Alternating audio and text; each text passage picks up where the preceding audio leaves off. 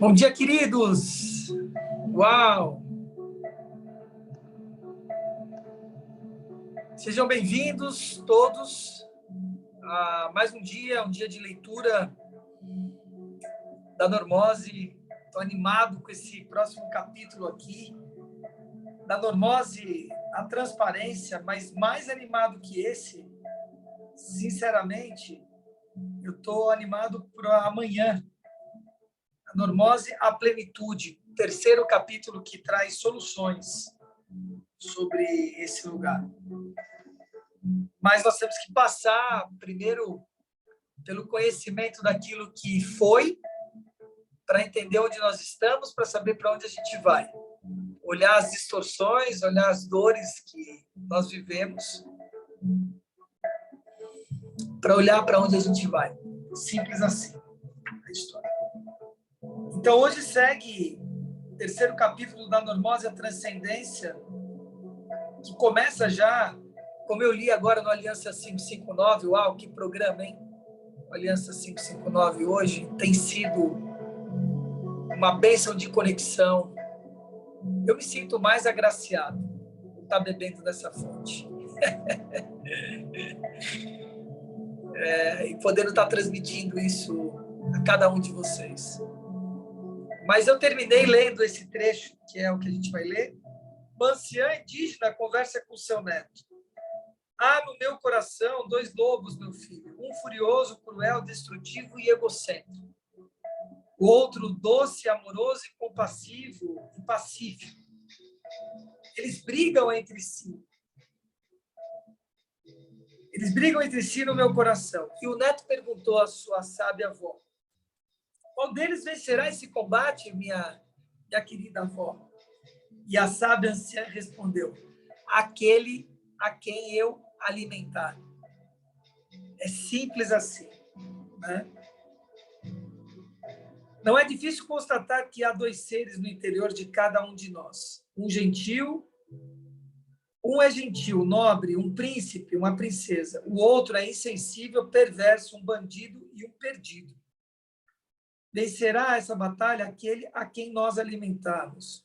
Com nossa atenção, nosso cuidado. Essa é a nossa responsabilidade e é também o mistério de toda a liberdade. Nós nos tornamos aquilo que alimentamos em nós mesmos.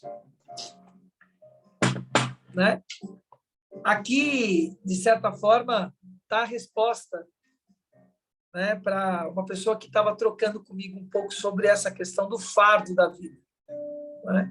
Como é que é isso? Como é que é o fardo da vida? Né?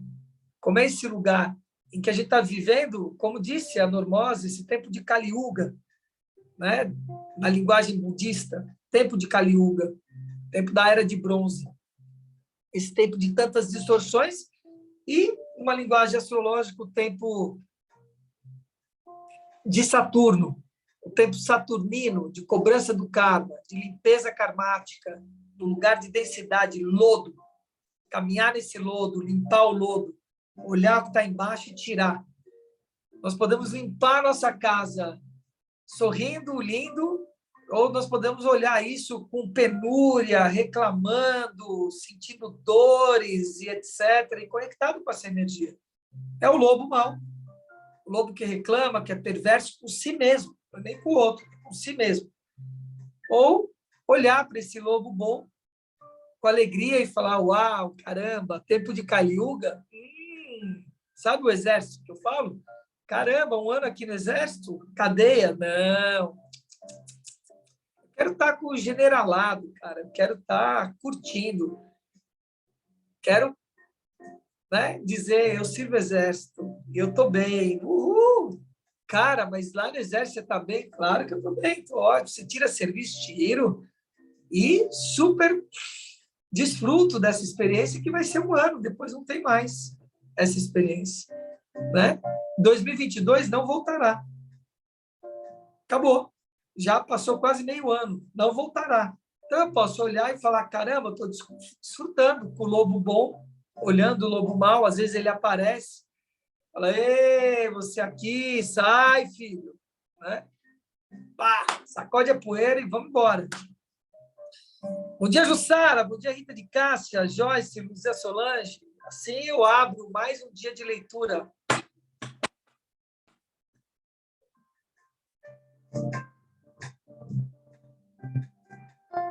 Parabéns a você.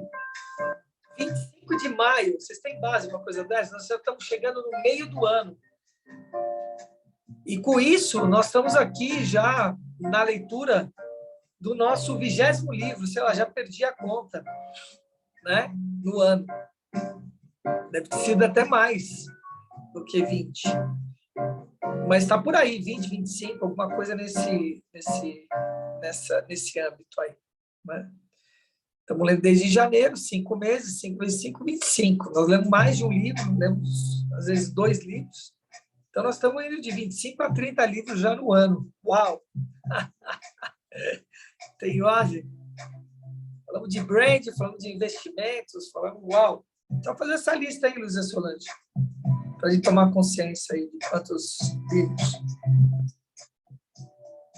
Muito bem. Alguém quer trazer alguma palavrinha aí de início? Como está se sentindo?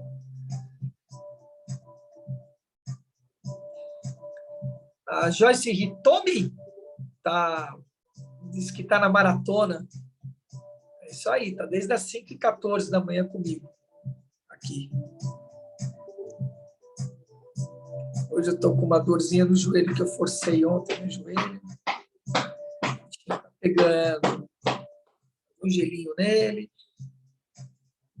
Silêncio é uma prece? Então, bora lá para a leitura. Bora lá para a leitura. O dia hoje está muito bom. Estou introspectiva demais. Tá bom. Isso aí. Se está demais, equilibra. Solidão, que nós falamos. Solidão. Não se isolar, mas viver esse lugar com Deus vivo. Conectado com Deus vivo. Batendo papo com o cara. Como Jonas, como Jó.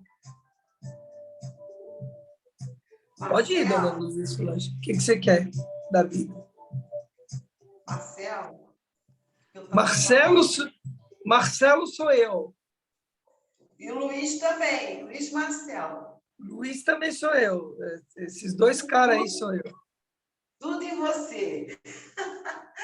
Luiz, deixa eu te falar. Eu estava falando no sentido de uma coisa que eu estou vivendo. E já é adulto. E aí, o que eu me sinto, de repente, no cantinho, assim, de castigo. Porque a pessoa não se sente... É meu filho. Não se sente bem, porque o meu ambiente é esse que você já vê aí. A gente vai vivendo todo dia e vai conhecendo, né, mais ou menos como é a nossa vida, a vida de cada um. A minha é essa espiritualidade, e a correr atrás e tal. Então, realmente se sente fora do contexto, mas aí vai e volta. Vai, fica 3 meses lá trabalhando não sei onde, casa, fico um tempo casado, aí volto. E eu faço o que com o meu imóvel? Eu não posso dar, né? Como é que fica? Aí Faço o quê com o quê? Não entendi. Faço o quê com o meu o quê? Onde eu faço o que com a casa que eu moro, que é minha. Entendeu? Espera um pouquinho, deixa eu só mudar aqui uma coisa.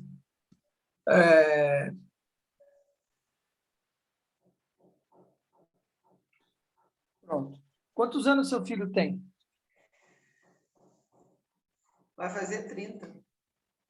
30 anos? Vai fazer 30. Tá fácil a resposta. Você sabe qual é a resposta? Eu sei. Você quer escutar de mim ou você sabe? Eu sei, mas como é que... o que acontece? Você tem que estar naqueles princípios bíblicos, né? De amor, de paciência, essas coisas todas. Aí você dá um checkmate na pessoa, não que eu nunca mandei embora, mas como você falou, a pessoa mesmo não se sente no meio, entendeu? Não se sente no ambiente, se sente mal. Aí fica um tempo fora e depois volta porque não encontrou pousada. Não, volta porque você deixa voltar. É. A resposta é essa. Mas como é que a gente expulsa? Como é que Não, você... não tem questão de expulsar ou não expulsar. É de botar regra. Dizer, agora você tem sua vida e você vai tocar a sua vida. Se eu precisar te ajudar e puder te ajudar, eu vou te ajudar. Mas a sua casa é sua casa. Minha casa é sua casa para você vir visitar. Agora nós somos parentes, nós não somos, entendeu? Filho se torna parente depois dos 20 anos. Antes é família, depois é parente. É simples assim, como estou te falando. Então, não tem a ver com ele, tem a ver com você, Jussara. Você está permitindo invadir a sua casa, certo? E fazer do seu território o seu templo, primeiro e segundo templo. Então, não é uma questão de expulsar, é uma questão de botar regra, botar ordem. Dizer, olha, eu estou dizendo assim, o que é o ideal, o que é o caminho. Ele precisa seguir o caminho dele, ele precisa construir a vida dele. Com as pernas, com os braços, com a cabeça. Certo? É dizer, você vai construir seu caminho. Isso a Europa faz muito bem, entendeu? 17, 18 anos, ó, kitnet, aluga. Mas quando não obedece? Mas quando não obedece, não vai. Não vai para ficar logo lá, de vez cuidando assim? Da vida. Porque quando quer, cuida. Quando quer, cuida. Quando não quer, volta. Então, autoridade. Entendeu? É autoridade, Jussara. Você resgatar a sua autoridade. Você precisa resgatar a sua autoridade diante da história, porque você está permitindo isso. Ele está sob o domínio da sua vida.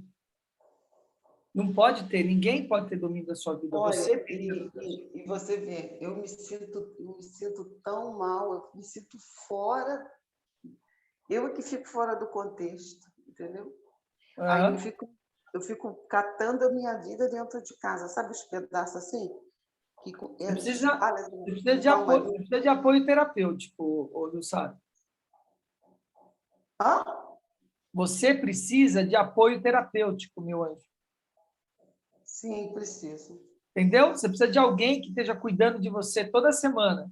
Apoio mesmo, terapêutico. Para ir limpando e percebendo aonde está a sua insegurança, por que é isso, por que você não desfaz esse laço, onde estão esses nós. Não é assim, tendo uma conversa, acabou, resolveu. Eu estou falando assim, esse é onde tem que chegar. Aí, no caso, você indica o quê? Constelação familiar? Não, terapia semanal para você. Ah, entendi. Sabe por quê? Porque ele achou que precisava. Aí, o que acontece? Eu estou pagando terapia para ele, mas não estou vendo resultado. Não, você precisa cuidar de você, Jussara. Olha a normose. Olha o que nós estamos lendo aqui na normose. Você tá vivendo uma patologia que é uma patologia social, em que os filhos não saem da casa dos pais.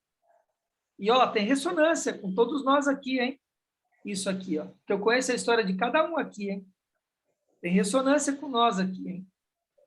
Os filhos não saem da casa dos pais. Os pais começam a cuidar dos netos como se fossem filhos.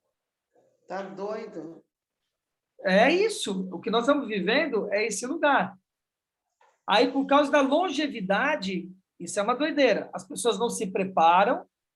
E aí você tem idosos cuidando de idosos. Pessoas com 70 anos que precisavam estar sendo cuidadas estão cuidando dos pais que têm 90. É uma distorção completa e total. Porque a pessoa não se prepara física, emocional e financeiramente para aquele momento. É isso que nós estamos vivendo um desajuste completo e total. Então, você precisa você e todos nós, a sociedade como um todo, precisa se ajustar. Nós estamos desajustados. Ó, Hormose. Estamos vivendo exatamente esse lugar, tempo de Kali Yuga, acabei de dizer, Sim. na história. Então, como é que você paga a terapia para ele, sendo que você precisa de terapia? Como é que você cuida do outro, sendo que você precisa ser cuidado? Como é que você vai dar amor para o outro Não, se você está precisando amor e ser amado? mas é porque diz que está com depressão, está com não sei o quê, aí você faz o quê? Aí e quando volta, já acha que vai se morrer, já vai se matar, sei lá, ou vai se suicidar, ou vai se matar. Olha só, é uma doideira, né? Eu acho que é tudo chantagem, sabe? É Também. isso. O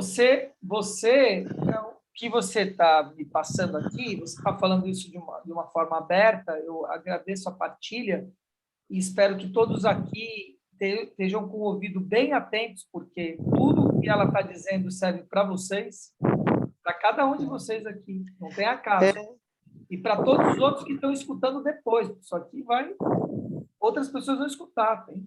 Hoje tem 50, 60, 70 pessoas escutando isso aqui por dia. Né? Então, Jussara, o que você traz para mim é o que a gente chama de codependência. Você está codependente. Você precisa cuidar e tratar desse lugar, da codependência. Vá buscar. Eu estou me enganando, né? Porque eu acho que não, porque eu faço tudo sozinha, eu resolvo todas as minhas questões, mesmo assim eu prospero, eu motivo pessoas, eu trabalho desde 12 anos, e eu, e eu tenho palavra, tem coisa mais aqui, por conta dessa questão de posição de viver o evangelho de Cristo, o amor, você fica ponderando. E aí, como é que a gente faz? Pode falar um pouquinho mais longe do microfone. Você está soprando, Tá. tá vindo o som. Então, pois é, Marcela, assim, por conta do evangelho, por causa de princípios bíblicos, né, que eu mesma busquei, né, desde criança, e ensinei tudo, mas fica tudo muito enfadonho, é muito pesado para ele. Você tá confundindo as coisas. Você está falando sobre princípios religiosos e não princípios bíblicos. Tenho aprendido agora, né? Tenho aprendido. Então o que você está trazendo é uma distorção religiosa de que você precisa amar o próximo antes de si mesmo. Isso está completamente equivocado.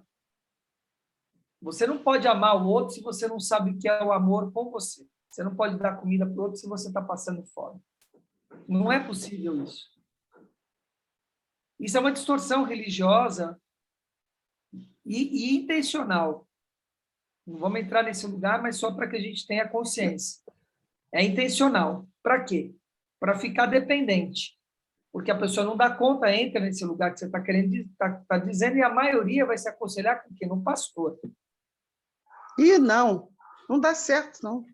Tá? Nunca então, assim, deu. não estou dizendo você. Estou trazendo Sim, generalizando. Estou trazendo a consciência para a gente aqui, de que quando você fala a respeito desses drivers que foram instalados em você, do amor ao próximo, que tem que fazer isso, que tem que fazer aquilo, que é assim, que é assado, crenças que te limitam, casinha assim, ó. Sim. Você fica nessa doideira que você tá. Você precisa sair desse lugar, entende? Você precisa se resgatar, Jussara. E eu tenho muito senso, assim, no meu interior de liberdade, eu preciso muito disso. Então, mas você não está livre. Você não tá livre. Deixa eu te perguntar, Marcela, você acha, assim, que eu mudar, eu me mudar assim, para outro estado, é uma coisa boa, né? Não, Não. não. Você tem que mudar a sua casa. Sim, interior. É. Nesse aspecto. Não importa, você vai estar só fugindo da história. Você vai replicar isso em outro lugar, com outra pessoa, talvez com um companheiro ou companheira, não importa. Não, não tem ninguém, não. Estou procurando. Não, tudo bem. Então, mas é isso que eu estou falando. Estou procurando, estou aberta. Aí, de repente, você replica. Você tem que resolver a sua casa Eu sei. interior. Esse é o lugar. Você tem que resgatar a sua justiça, entende? A justiça consigo mesmo. Esse é o lugar que eu estou te falando. Você precisa entender por que você está criando esse estado de codependência, né? Qual é o estado de carência? Esse é o estado de carência que está aí, muito provavelmente. É porque eu vejo uma pessoa. De aprovação, entende? Como é que é perder o amor do seu filho?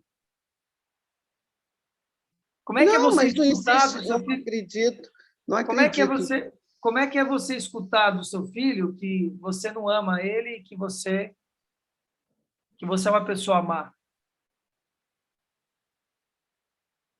Não, eu não acredito nisso, não. Eu Não, acho não é que acreditar. Como é que é você escutar? Escuta a pergunta. Como é você escutar do seu filho? Se coloca nessa posição. Você é uma pessoa má, você é uma mãe má, uma mãe injusta. Eu não te amo, eu te odeio. é doloroso. Percebe? É, Você sabe mas sabe o que vai acontecer se minha filha falar isso para mim? não. Eu vou dizer para ela, isso é um problema seu, vai tratar. Você tem que tratar isso aí, tá aí dentro de você, vai te corroer. Sim, sim, eu digo, eu também falo assim, uma questão não é comigo, porque é Jussara, com você. Jussara, sai da defensiva. Você Aham, está fazendo isso e tendo essa atitude por algo que está instalado dentro de você. Você tem um bloqueio aí. Você está é, deixando alguém invadir seu espaço e sendo injusta com você mesma por conta de coisas que estão vivendo, tá aí dentro de você, que foram instaladas em você. Provavelmente por aprovação, por carência, por amor, por uma série de coisas. Que tem que ser desarmado esse lugar. Não vai ser aqui que vou desarmar esse lugar aqui, ou quem quer que seja. Mas entendi. isso precisa ser desarmado. Que você se empodere. Eu lembro... Escute isso com muitas ressalvas do que eu vou te dizer. Eu lembro uma bailarina que eu dançou na minha companhia, que contou uma história, teve um relacionamento com um cara, ela morava em São Paulo, foi estudar em Campinas, na Unicamp de Campinas, e o cara toda hora ligava para ela dizendo, vou me matar. Ela pegava o carro, saía de Campinas voando para São Paulo, para salvar o cara, etc. Chegava lá, não tinha acontecido nada, tarará, tarará. Chegou um dia, o cara falou isso, ela falou assim, eu quero escutar o tiro de festim. Cadê o pipoco? Deixa eu escutar o pipoco. Como assim? Eu quero escutar a arma explodindo aí. Vai, deixa eu ver a arma explodindo. Agora, todas as ressalvas do mundo, certo? Ela fez isso num ambiente controlado, sendo terapeutizada com o terapeuta, olhando se o cara tinha tendências suicidas ou não mesmo, como lidar com isso, entregar para os pais ou para quem quer que seja, para a autoridade, que não é uma questão. Você não é agente pública de saúde. Se ele ou quem quer que seja está desorientado, isso não é sua função quanto mãe. Você não cuida de suicida. Terapeuta cuida de um suicida. Psicólogo, psiquiatra cuida de um suicida. Ou um dissimulador, né? Não importa o que seja, Jussara. Você não está no seu papel de mãe, entende? O papel de mãe é outro. E o papel de mãe, como acolhedora e cuidadora, vai até a página 2. Da página 3 em diante, já não é mais. Isso que eu falei que virou parente. Página 3 em diante é dar suporte para bater asa. Não está batendo asa. Está com as asas bem atrofiadas, curtinha. E querendo mamar no seu peito. Ainda não largou do seu peito. E você dando o peito. Vem cá, meu Não filho, tem. mama no meu peito. Esse lugar aqui, é esse o desenho da história. Ele se alimenta um pouquinho, aí Se vai, dá umas fortalece. voltinhas, aí volta, dá a tetinha de novo. É esse o lugar. E você tira o peito e dá o peito. É isso que você está falando. Não tem nenhuma diferença daquela criança com 5 anos de idade que está andando e fica botando o peito, a mão no peito da mãe. Nenhuma diferença. Só tem a idade diferente. E a mãe passando vergonha porque o filho fica botando a mão no peito, cara. No transporte público, na festa, em qualquer lugar, quer pegar o peito com 5 anos de idade, não tem leite, não tem mais nada, fica lá, pegando o peito. Dorme com a mão no peito, aquela coisa toda. Que vergonha, né? Então, é esse o lugar. Precisa romper esse laço, mas precisa entender por quê, precisa encaminhar, saber, te dar sabedoria para poder encaminhar esse ser, essa criança. É uma criança, adulto, em corpo de adulto. Tá certo? Você precisa ser terapeutizada para deixar de ser codependente, para destravar as coisas que precisam ser destravadas em você, dos laços que foram criados que você não está dando conta de cortar. Ok? Tá, vou hoje, vou daqui a pouco procurar. Isso aí. Se você quiser, depois a gente conversa no particular, tá?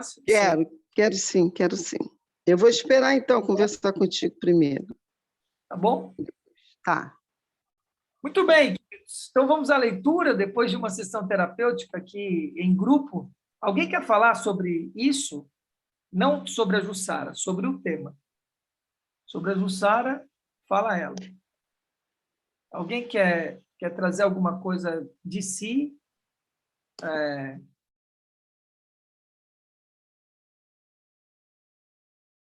Alguma reflexão, alguma pergunta? É um tema excelente, o que bate mais a maioria das famílias.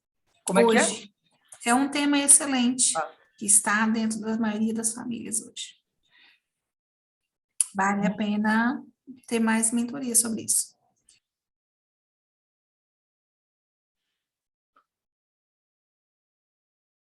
Ok? Mais alguém? Ok, o silêncio é uma prece. Bora lá, Luzia Solange. Compartilhe e taca-lhe pau.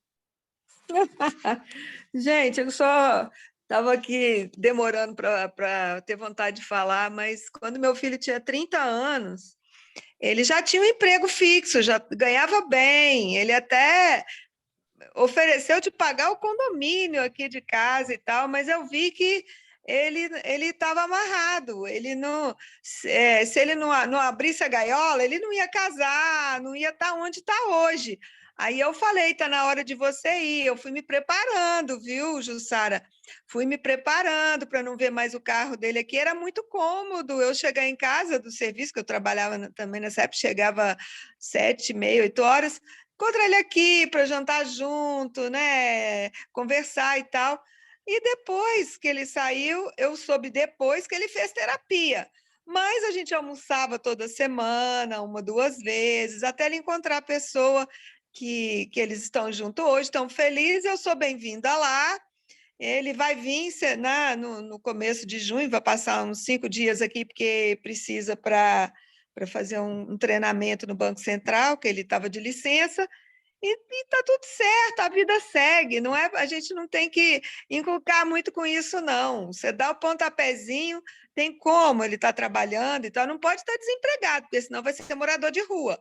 Mas você tem que dar um tempo, ó, 2, 3 meses, eu preciso desse espaço, que eu vou fazer outra coisa da minha vida. E pronto, não sou mais mãe, agora eu sou sua amiga, sua irmã, sei lá, mudou o grau de parentesco aí, não é? Porque já é adulto, né? Então, essa é a minha partilha aí. Na verdade, a história toda contada em poucos minutos e a sua privacidade é muito difícil. Mas não é bem isso, não. É muito assim, o contrário. Eu sempre preparei para voar. E tanto que ele tinha uma carreira de jogador, queria e tal, e foi. Mas só que não deu certo, e agora essa dependência aí. Mas que que eu aprendi, jamais. Não, é porque ele ficou órfão com 10 anos. E aí eu fiquei tocando até agora. E aí ficou tudo mais complicado. Mas eu entendo, compreendo e respeito, assim, porque fica muito no ar, né? Porque a história toda a gente não pode medir, não pode falar rápido e tudo, mas fica aí, né, o alerta, porque eu converso com algumas amigas e eu fico pensando assim, eu não conversava sobre isso, mas aí quando agora eu converso e vejo, porque elas também me falam, você tem que fazer uma terapia e tal, aí eu divido um pouco esse assunto. E vejo que as pessoas estão todas passando, as mães, a maioria estão passando isso. Muitas. Sara, nesse Aí, momento aí, né, que tem muita gente desempregada e tal, tá acontecendo isso sim, mas o que se tivesse nessa situação, eu faria o seguinte, eu falaria, ó, que área que você quer trabalhar? Tem vários mas eu falei, não, aí não. para a Por isso que internet, não dá. Ó, é vamos, isso. vamos, vamos botar a ordem aqui. Mas Deixa eu eu dizer uma coisa para respeito. vocês. Uma coisa aqui que é importante, tá? Nenhuma história se compara a outra, nenhum ser humano se compara ao outro ser humano. A gente pode servir como exemplos, etc. Né? Então, Rita de Cássia é um exemplo, eu acabei de dar como exemplo, se minhas filhas viessem, eu falaria isso, etc. Enfim, mas cada história é uma história. E o que se demonstra a história da Jussara é que ela está, como eu disse, terapeuticamente, ela está com dificuldades e com laços criados que não dá conta de desamarrar esses laços. É a mesma coisa de falar uma pessoa que está fumando 30 anos, falar, larga, é tão simples, olha aqui, joga fora o cigarro, fuma nunca mais. Não é assim, né? Tem algumas pessoas que dão conta, outras não dão conta, e vão precisar ser terapeutizadas, vão precisar de remédio, talvez, para poder estar olhando para essa história. Então, que todos nós sirvamos de inspiração para todos nós, mas que a gente possa acolher também o processo de cada um. É importante que eu cooperei, né? A minha vontade sempre é de cooperar. E nem todo mundo gosta de colocar assim a cara a tapa, né? Mas é como para um bem comum, é público, né? Eu falo, não assim desmerecendo nada, nenhum ser humano, nem a mim, nem a ele também, mas a gente está na frente de uma pessoa que tem nos orientado e eu vou seguir essa orientação agora mais a miúde, né, com responsabilidade. Muito obrigada, Luiz Marcelo. Acho que é isso, Jussara, né?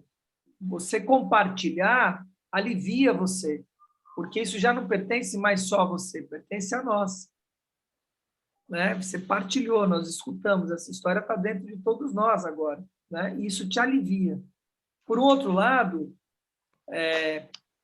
falar a respeito dos nossos problemas e daquilo que a gente não está dando conta de vencer já é o próprio remédio. Já é o próprio, porque você se auto-escuta nesse lugar, você se auto-escuta, né? Então, você começa a entrar em contato, você começa a tirar a estranheza disso, você começa a perceber que mais pessoas passam por esse problema, né? Percebe? Aí a coisa começa a andar, começa a se resolver.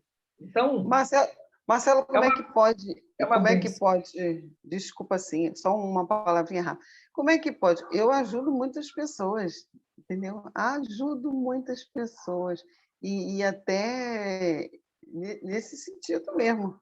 Mas eu Casa de ferreiro, espeto de pau. né? Então, é esse lugar. Então, isso é tudo muito o que eu falei hoje no Aliança 559, no Aliança Ativa também. Né? Olhar e falar assim, peraí, como é que eu estou fazendo para o outro se eu não estou fazendo na minha própria casa? Como é que eu estou dando energia para o outro se eu não tenho energia? Não posso. Então, o meu conselho para você, se você está fazendo isso para os outros, pare de fazer. E comece a fazer para você. Quando você estiver equilibrada, quando você tiver tudo ajustado na história, você vai servir do exemplo vivo, você não vai precisar falar nada, porque isso está resolvido e você vai servir de exemplo vivo. Uma coisa é eu saber a teoria e ficar olhando para a casa do outro, querer arrumar a casa do outro, sendo que a minha casa está bagunçada, cara. Não funciona isso. Não funciona isso. Recolher, reorganizar a história, resolver e ir para cima. Aí é outra história, entendeu? Tá certo. Tá dado o recado. Obrigada. Eu até tenho disposição para isso. Eu enfrento muitas outras batalhas, todo mundo, né? E são esses enfrentamentos e coisas que eu venço que me impulsionam a vida, né? Eu acho bom isso. Sim. Mas é isso aí. Muito Bom bem. dia. Bora lá, Luzia Solange.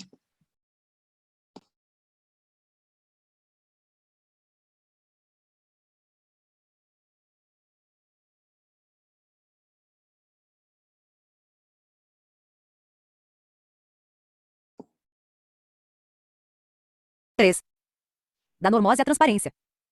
Roberto Crema. Uma anciã indígena conversava com seu neto. Há no meu coração 2 lobos, meu filho. Um é furioso, cruel, destrutivo, egocêntrico. O outro é doce, amoroso, compassivo, pacífico. Eles brigam entre si no meu coração. E o neto perguntou: qual deles vencerá esse combate? E a sábia respondeu: aquele a quem eu alimentar. Não é difícil constatar que há 2 seres no interior de cada um de nós.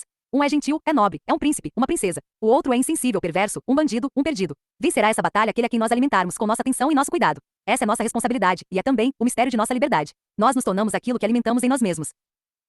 A outra face nós podemos obrigar alguém a ser escravo. Não é possível obrigar alguém a ser livre, naturalmente. Nesse sentido, a normose é uma grande prisão da qual só escapa aqueles que desejarem e por isso lutarem. Eu quero me referir a alguns aspectos dessa prisão. O primeiro diz respeito à normose da violência passiva. Mahatma Gandhi 36 falava de 2 tipos de violência, a ativa e a passiva. Eu prefiro um violento a um covarde, bradava este grande líder. A violência ativa talvez seja menos prejudicial. Quando agredimos ativamente alguém, pelo menos lhe é fornecida a oportunidade de oferecer a outra face, a face humana da nobreza, da consciência. A outra violência, a passiva, é mais perversa, e se traduz por covardia, não fazer nada diante dos descaminhos da humanidade. Em grande parte, a normose se caracteriza por essa violência passiva. Seguindo as pistas no final da década de 70 e início da década de 80, iniciei a refletir, de forma seminal, sobre o tema da normose. Eis minha resposta a uma indagação do Valmor J. Silva, diretor do jornal O Estado do Triângulo, publicada há mais de 2 décadas, em junho de 1981, extraída de um exemplar que se encontra em meus arquivos. Quem é que precisa de análise transacional? Bem, eu não gosto de rotular, mas só para me fazer entender. Existem as pessoas psicóticas que cortaram o vínculo com a realidade, existem os neuróticos, que têm grandes conflitos internos e existem os normóticos, o bom cidadão que não utiliza 10% da sua potencialidade para crescer, para pensar, desfrutar, viver, ser feliz e enfim, são os enfermos da civilização. Eu acho que, pelo simples fato de vivermos hoje num mundo com tantas contradições, nós adquirimos uma enfermidade que é mais sistêmica do que individual. Nesta ocasião, tocava-me muitas indicações de diversos autores. Apontando para o medo de ser. Holomai 37, como bem lembrado por Jean. Ives falando do medo do ostracismo, Eric Fromm 38, referindo-se ao medo à liberdade, Eric Berne 39, indicando o medo à intimidade, Alexander Lowen 40, denunciando o medo à vida, Jung 41, afirmando que apenas aspira à normalidade o medíocre. Frederic Perros faz uma reflexão muito pertinente e interessante. Eu considero que a personalidade básica de nosso tempo é a personalidade neurótica. O reparo que faço é substituir o termo personalidade neurótica por normótica. Pelo menos, o neurótico tem a decência de sofrer conflitos internos, de fazer sintomas, de ter insônia, de se angustiar. A normose é mais cruel porque é mais silenciosa, e portanto, destrói de uma forma bastante insidiosa e sutil. Prossegue Perros, criador da gestalterapia. Acredito que estamos vivendo uma sociedade doente, onde a pessoa apenas precisa escolher entre participar da psicose coletiva ou correr riscos e tornar-se sadia, e talvez, também, ser crucificado. Interessante constatar que ele introduz, nessa breve afirmação, a neurose e a psicose. Escapa-lhe, entretanto, a normose. Uma filosofia da nobreza. Alguns bons filósofos também indicaram este horizonte de uma normalidade doente, que reprime uma nobreza potencial no humano. Segundo Ernest Becker 42, ser um homem normal é, para Kierkegaard, ser doente. Há uma saúde fictícia, caracterizada pela ausência de um sentido maior, por um abandono a uma hipnose coletiva, a insignificância no rebanho, pelo medo de expor-se, de atrever-se a ser. Nessa direção, Nietzsche também indagava: será que existem neuroses de saúde? A resposta de Kierkegaard é que, não sendo saúde uma normalidade cultural, deverá ser algo que transcende os hábitos comuns dos seres humanos. Logra-se a verdadeira saúde por meio de um combate que leva o ser humano a se transcender, a ir além de si mesmo. Para Becker, Chesterton alinhava-se com Kierkegaard, demonstrando que a mente moderna valoriza as características da loucura. É famosa sua afirmação: louco é quem perdeu tudo, exceto a razão. Por sua vez, aproximando-se de nosso conceito de normose, Becker dirá que a essência da normalidade é a recusa da realidade. Para Kierkegaard, o ideal da saúde é o cavaleiro da fé, o ser humano heróico, que se entrega às forças vivas do mistério, à energia divina, no destemor da morte. Este conceito converge com o do homem nobre, dotado da riqueza interior, capaz de transfigurar a existência cotidiana, postulado pelo mestre Eckhart. Na mística Eckartiana 43, a nobreza do ser humano consiste no abdicar-se dos desejos pessoais egocêntricos, transcender o pensamento e libertar-se de causas e motivos exteriores, refugiando-se na onipotência redentora do amor, num contato direto com o divino, sem intermediário algum.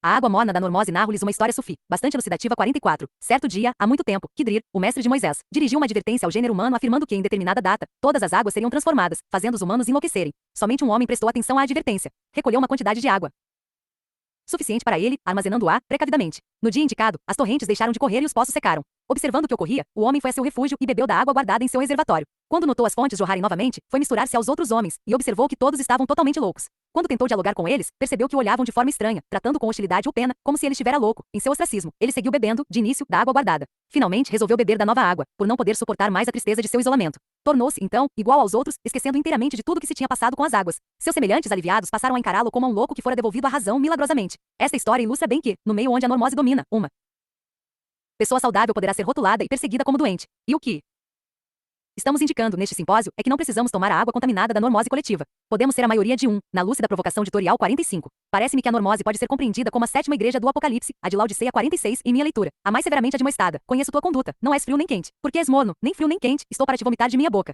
São interessantes os conselhos dados a esta igreja, neste texto de sabedoria perene. Ouro purificado no fogo, vestes brancas e um colírio para ungir os olhos, de forma que possam enxergar. O ouro da consciência no fogo da transmutação. As vestes brancas que lembram essa tarefa do batismo nosso de cada dia, a purificação das velhas memórias, dessa conserva cultural, da qual Pierre se referia. Mas, fundamentalmente, um medicamento destinado a abrir os olhos, a cura da visão, para que possamos ver o óbvio, conscientemente. Uma abertura do olhar. Precisamos de uma escola do olhar, como afirma Jean Yves em seu livro El Ícone, Uniecole do Regar 47. Ver antecede conhecer. Não é possível saúde e plenitude se não abrirmos os nossos olhos, se não resgatarmos uma visão clara. Meu olhar é nítido como o girassol, diz o poeta Pessoa. Recordo-me de uma passagem divertida. Em 1978, estava com o amigo Rolando Toro, o criador da biodança, no famoso Esalen Institute, localizado em Big Sur, na Califórnia. Nesta ocasião, introduzimos a biodança numa universidade californiana. Estávamos nos banhando, naquelas banheiras naturais de Esalen, com águas quentes vulcânicas, uma majestosa lua cheia iluminando uma visão bela do Oceano Pacífico. De acordo com a cultura local, todos os homens e mulheres que se banhavam estavam nus. Quando partimos de carro, de volta para São Francisco, Rolando Toro, notável criador de uma terapia não verbal, do gozo de existir, segreda-me nos ouvidos. Quando o casal de amigos que nos acompanhava estava dormindo, Roberto, como é terrível a resistência no olhar. É maior do que sempre soube. Você acredita que não consegui ver nem os peitos daquelas mulheres? Onde está o colírio capaz de abrir os nossos olhos, a nudez do instante? Normose da especialização. O segundo aspecto da prisão referida é a normose da especialização, precisamente, uma estreiteza do olhar e da escuta. Gosto muito da tese de Buckminster Fuller 48 sobre a origem da especialização, que coincide com o início da globalização, com as grandes descobertas marítimas do século XVI. Fuller afirma que, quando aqueles grandes piratas entraram em contato com outras civilizações, aprendendo outras formas de ver, de saber e de fazer, eles se deram conta de que adquiriam mais poder e domínio em relação aos demais, encerrados no jugo de uma só cultura. Então, a partir de um princípio bélico, dividir para conquistar, eles inventaram a especialização como uma forma ornamental de escravidão.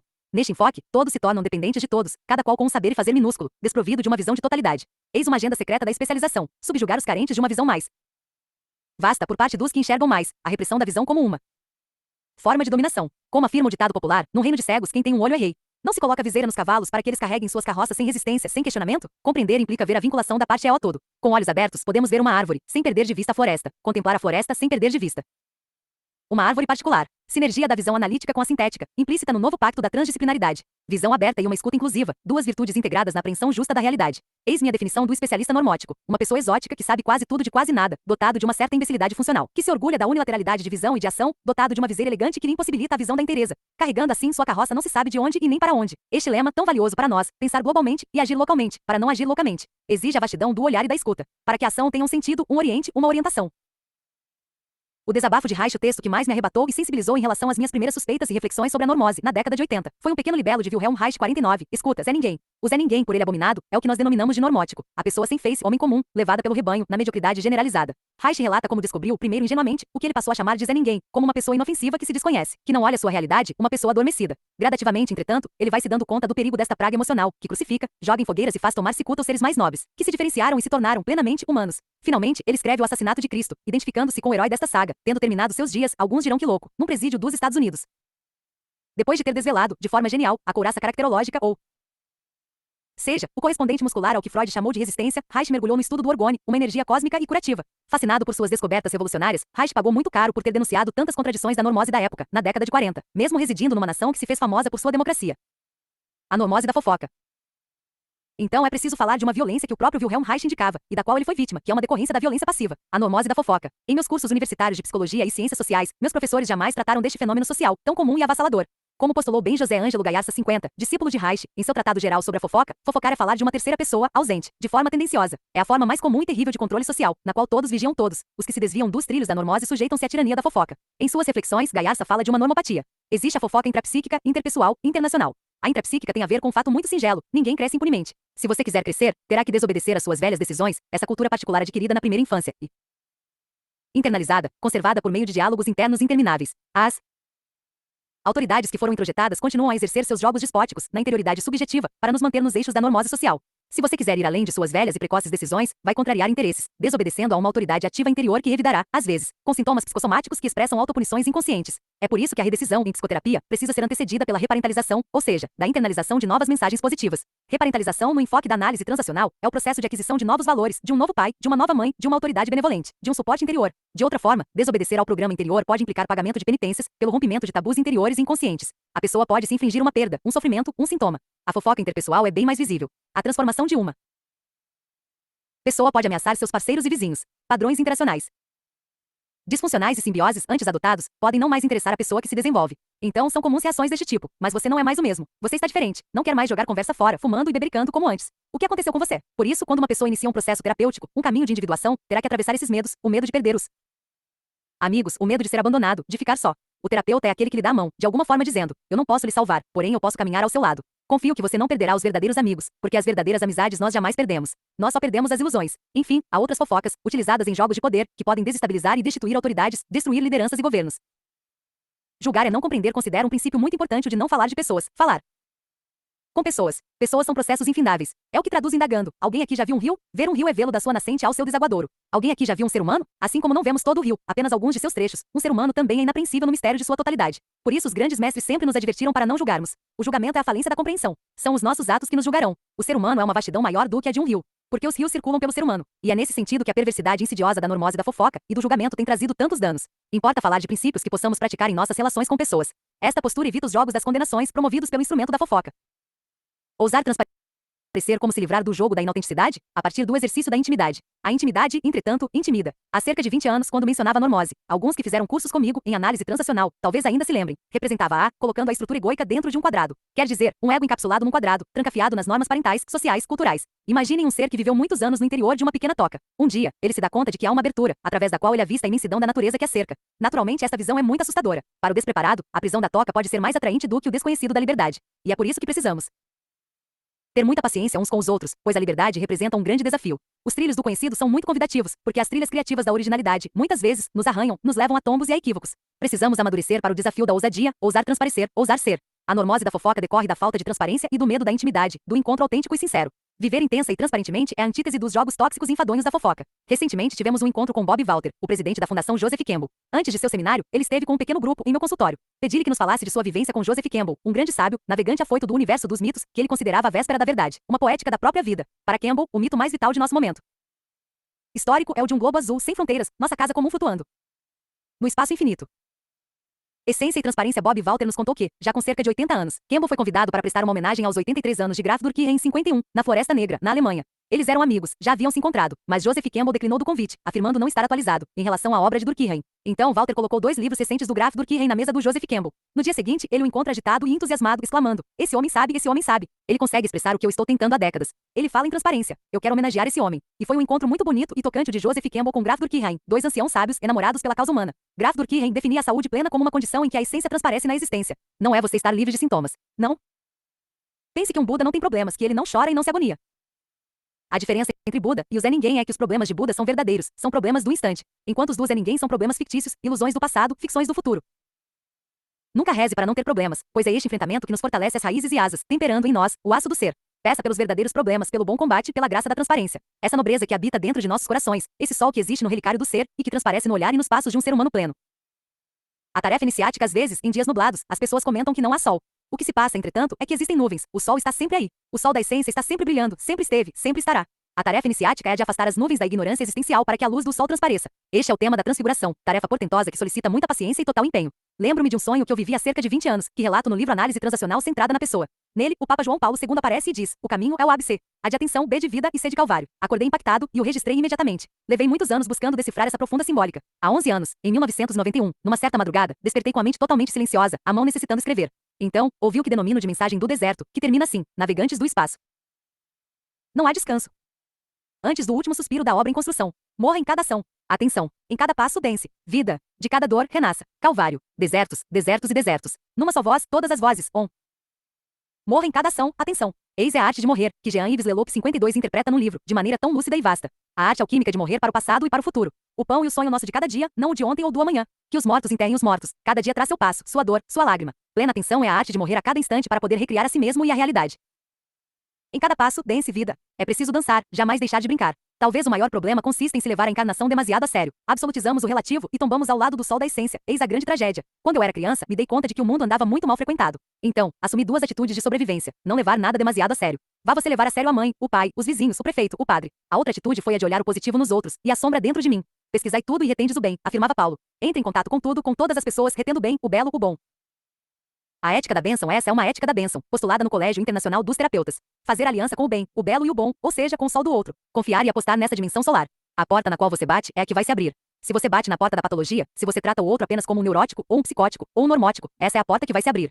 A porta da sabedoria, da nobreza e da divindade potenciais se abrirão certamente quando você se curva diante do outro numa atitude de respeito, que afirma: Namastê, Deus em mim se inclina diante de Deus em você. Ou Namaskar, os deuses em mim se inclinam diante dos deuses em você. Ou Namo Amida Butsu, o Buda Amida do meu coração se inclina diante do Buda do seu coração. Isso pode ser um exercício. Eu sugiro que vocês o façam durante este retiro. Há uma história que eu gosto muito. Num certo monastério, as pessoas fofocavam demais. E isso estava ficando insuportável, levando todos a um estado de infelicidade. Todos julgavam todos, não havia mais confiança. O diretor-geral do monastério resolveu procurar um sábio ermitão. Ao chegar a esse sábio, ele contou sua tragédia. Na minha cidade da paz, todos estão brigando, todos estão contra todos. O que eu posso fazer? O sábio olhou para ele e disse: Eu sei qual é o problema. É que Buda está escondido e disfarçado em um de vocês. Encantado, o diretor voltou para o monastério se perguntando: Será que o Buda se disfarçou no nosso jardineiro? Mas ele é tão distraído. Será que é o carpinteiro? Será que, lá chegando, reuniu todos para dizer a boa notícia? Nosso problema é que Buda se disfarçou em um de nós. Todos se entreolharam com um novo olhar. E a partir desse momento a paz retornou a esse monastério. Mudar o mundo é mudar o olhar. A paz pode retornar, dentro e fora de nós, quando nos tornamos caçadores de Buda. Faça disso um exercício. Imagine que todos são Budas, exceto você. Sem esquecer, me perdoem a palavra não gentil, que o bundão de hoje é o Buda de amanhã.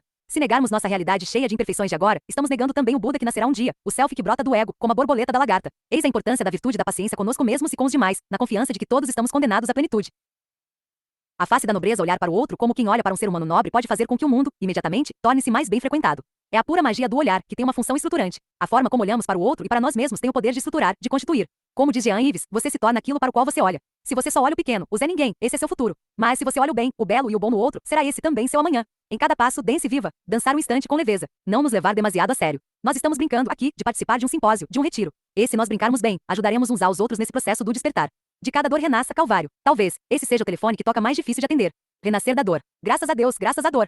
Ocorre-me a lembrança de uma ocasião na qual John Pierraco 53 estava animando um seminário na Unipaz, no trajeto de minha casa para a Unipaz. Vivi uma catarse súbita. Comecei a chorar, um choro totalmente diferente. Não chorava por algo particular, era difuso e total, por mim e por todos. Tive que parar meu carro, pois não conseguia continuar dirigindo. Então brotou um poema de minha alma profunda, dirigido à própria Anima, em seu itinerário rumo ao ser. Ó, amada minha, eu te busquei nas lendas. Eu te busquei nos tempos, eu te busquei nos montes, eu te busquei nas quedas, eu te busquei nos sonhos, eu te busquei nas águas, eu te busquei no lodo, eu te busquei no lótus, eu te busquei nas quedas, e, ainda mais que tudo, nos desertos te busquei. E depois de tanta busca, foi na dor que te encontrei.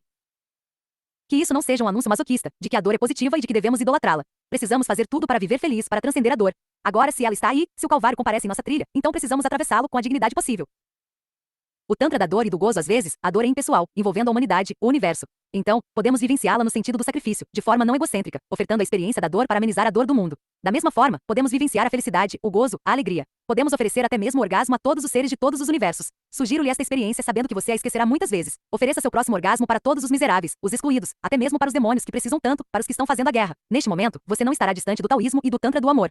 Em meu caso particular, o meu karma é muito pesado como o abacaxi. Adoro tanto esta fruta que sempre a saboreei de forma muito egoísta, escolhendo seus pedaços mais doces, sem nenhuma piedade, mesmo diante dos olhares, também doces de meus filhos. Confesso que precisei exercitar muito karma yoga com meu apego ao abacaxi. Um belo dia, estava saboreando uma porção tão suculenta e deliciosa que não deu para aguentar. Decidi que aquilo não poderia ser apenas para mim. Então, numa atitude inusitada, ofereci aquela delícia para todos os seres que sofrem, em todos os universos. Creio que nesse dia, as grades do presídio da minha normose se ampliaram um pouquinho.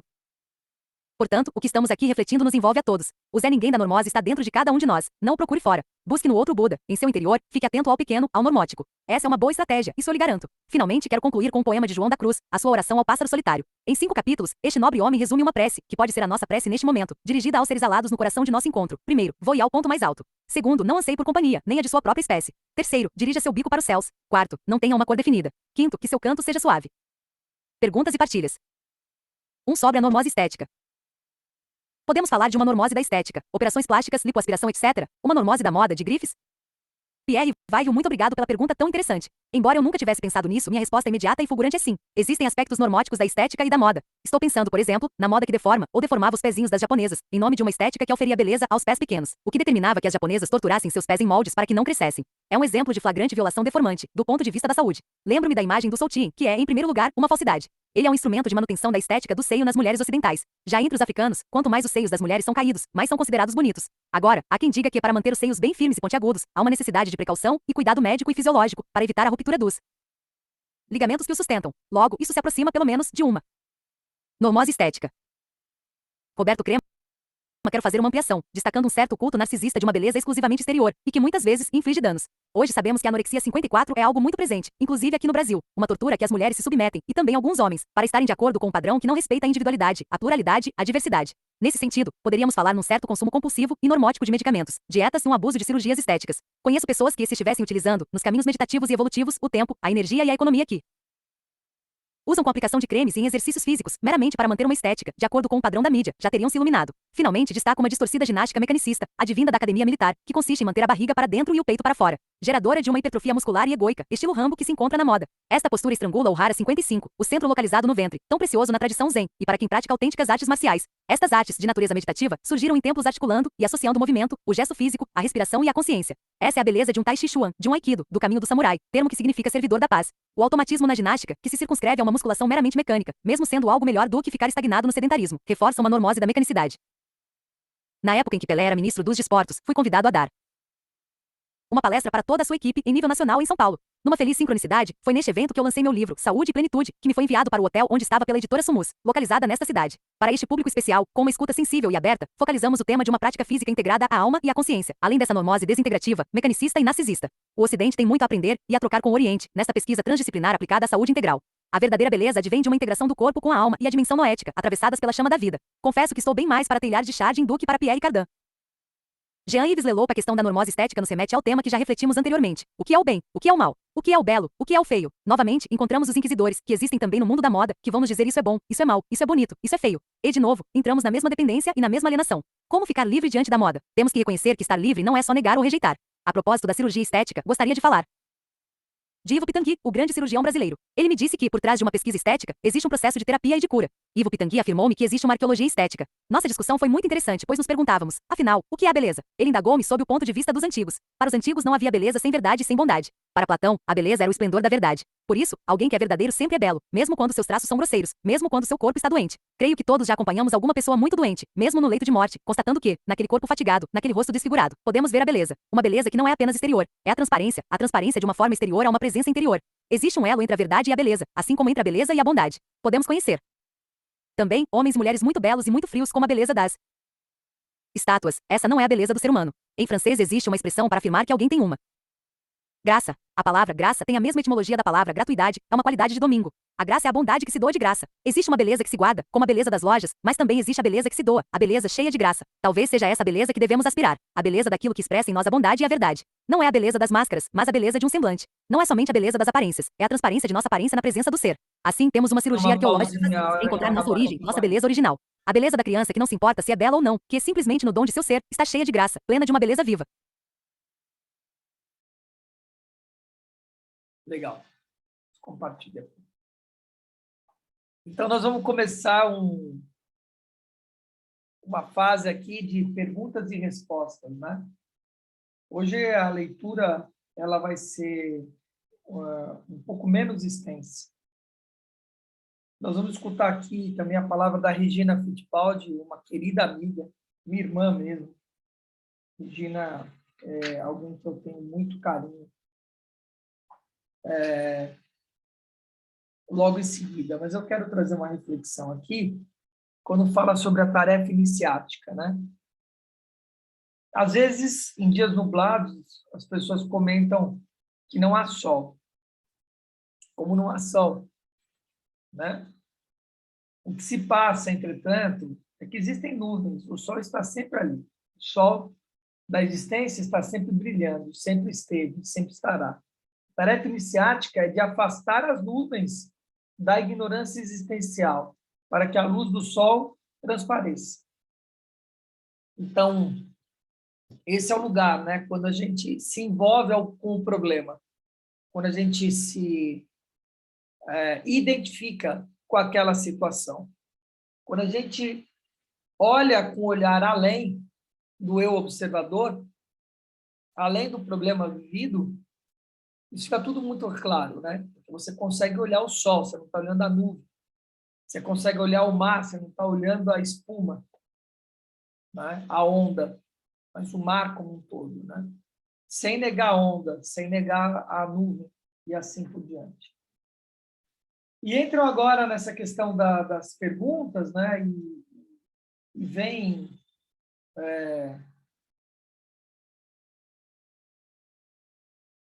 essa primeira pergunta, né? E fala sobre a questão estética, a normose estética, né? Que nós estamos tanto vivendo isso nesse mundo.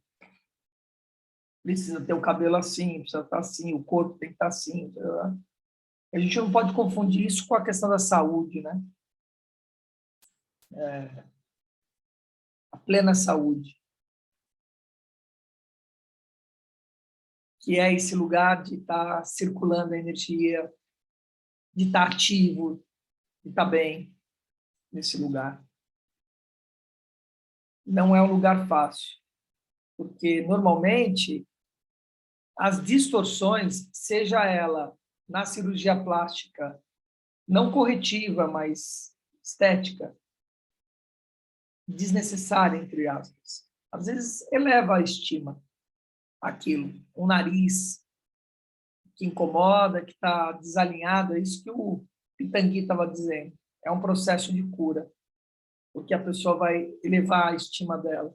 Às vezes um seio muito grande que incomoda e tormenta, com nódulos, com, enfim, assim por diante. Ou o contrário, às vezes coloca-se um pouco de seio e aquela estima, né?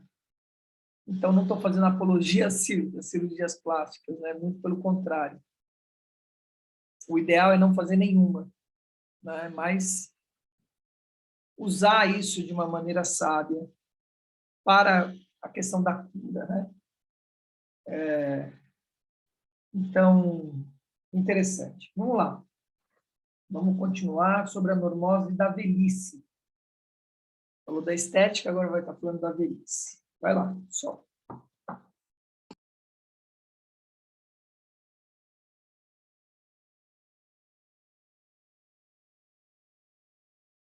Viva!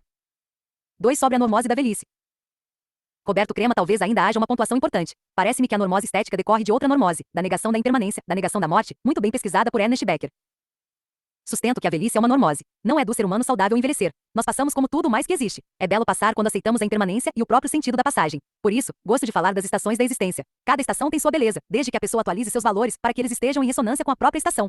A primavera é o tempo e espaço de inclinar o coração para aprender. O verão, uma ocasião de inserção na sociedade, a partir de uma prática vocacional e do exercício da cidadania. O outono, um tempo generoso, de oferta dos frutos da própria colheita. O inverno, a estação de preparação para o retorno ao lar. Assim, juventude não é uma questão de idade cronológica, é um estar desperto, inteiro e afinado com a estação da existência. Juventude é um estado de consciência capaz de aceitar o que é, um estado de abertura para o amor, para a transmutação dos valores do ter.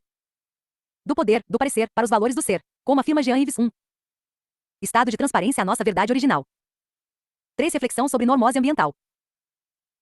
Regina Fittipaldi gostaria de pedir licença para abordar um aspecto da normose sobre o qual é fundamental que nos debrucemos, por denunciar nossa falta de amor e cuidado para com nosso planeta. Falar um pouco sobre esse sono que tem nos conduzido a uma total desconexão com nossa própria condição humana, assim como a um profundo distanciamento da natureza como um todo, que traduz a ausência de uma relação sistêmica com a totalidade que a mãe natureza em toda a sua sabedoria vem tecendo há bilhões de anos.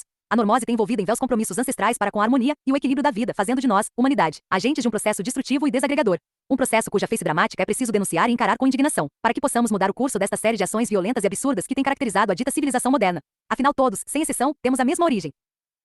Somos filhos da mesma terra-mãe, que os gregos chamavam Gaia. Organismo vivo. Na verdade, essa desconexão normótica tem norteado as atitudes da grande maioria dos seres humanos para com o planeta num total desrespeito. Pela teia da vida, tratando toda a rica biodiversidade, as florestas, os oceanos, as montanhas, os campos, os animais, toda a existência na Terra, enfim, como se fosse nada mais que um mero cenário para a manifestação das ações humanas. Anestesiamos e banalizamos o que deveria ser o deslumbramento por nos sabermos o resultado de um processo extraordinário de interretroconexões movidas pela ânsia da vida por si mesma, no qual a aventura humana se efetivou quando 99% de todos os ecossistemas estavam organizados em seu relativo e delicado equilíbrio. A esse propósito, Leonardo Boff 56 expressa, com a maior propriedade, esse florescimento da expressão humana em meio a todo o processo evolucionário da vida, quando fala que da humanidade entendida como a própria Terra que alcançou o estado de sentimento, de pensamento reflexo, de responsabilidade e de amorização. A normose nos fez esquecer que o surgimento da vida humana expressa a subjetividade subjacente em toda a rica evolução da matéria e que esse fato por si só já estabelece laços e compromissos com toda a expressão da vida. Cuidar da casa é fundamental, pois que passemos a alimentar uma postura com uma consciência do global e do local.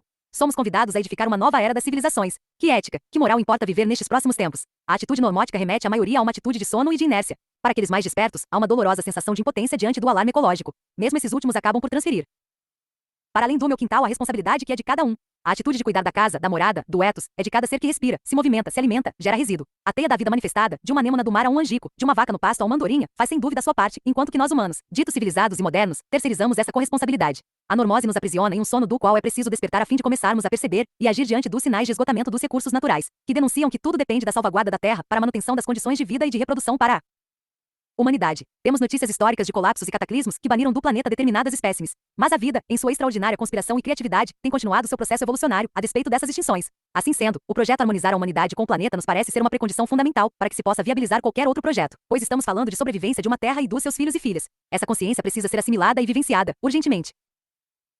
Cuidar dos espaços chama-me particularmente a atenção um dado que estima que, a seguirmos esse modo de produção e os modos de relação do ser humano com a Terra, 80% da humanidade, até 2020, estará assentada em centros urbanos. Esse é um grande desafio a encarar, e na qualidade de arquiteta e urbanista, essa perspectiva me gera uma profunda inquietação, a de que é preciso começar a pensar um novo paradigma para a forma de morar, de habitar, de circular, de viver coletivamente. Para os cidadãos, é o convite a uma participação cada vez mais comprometida com o uso do espaço e seus desdobramentos. O modelo de assentamento que hoje se nos apresenta é perverso e excludente de uma qualidade de vida social, ambiental, e esse fato não diz só respeito àqueles que moram nas periferias, embora sejam suas maiores vítimas. Todos estão sentindo os reflexos da violência, da falta de qualidade do ar cada vez mais poluído, das águas e rios sendo invadidos por espumas, detergentes, esgotos e lixo.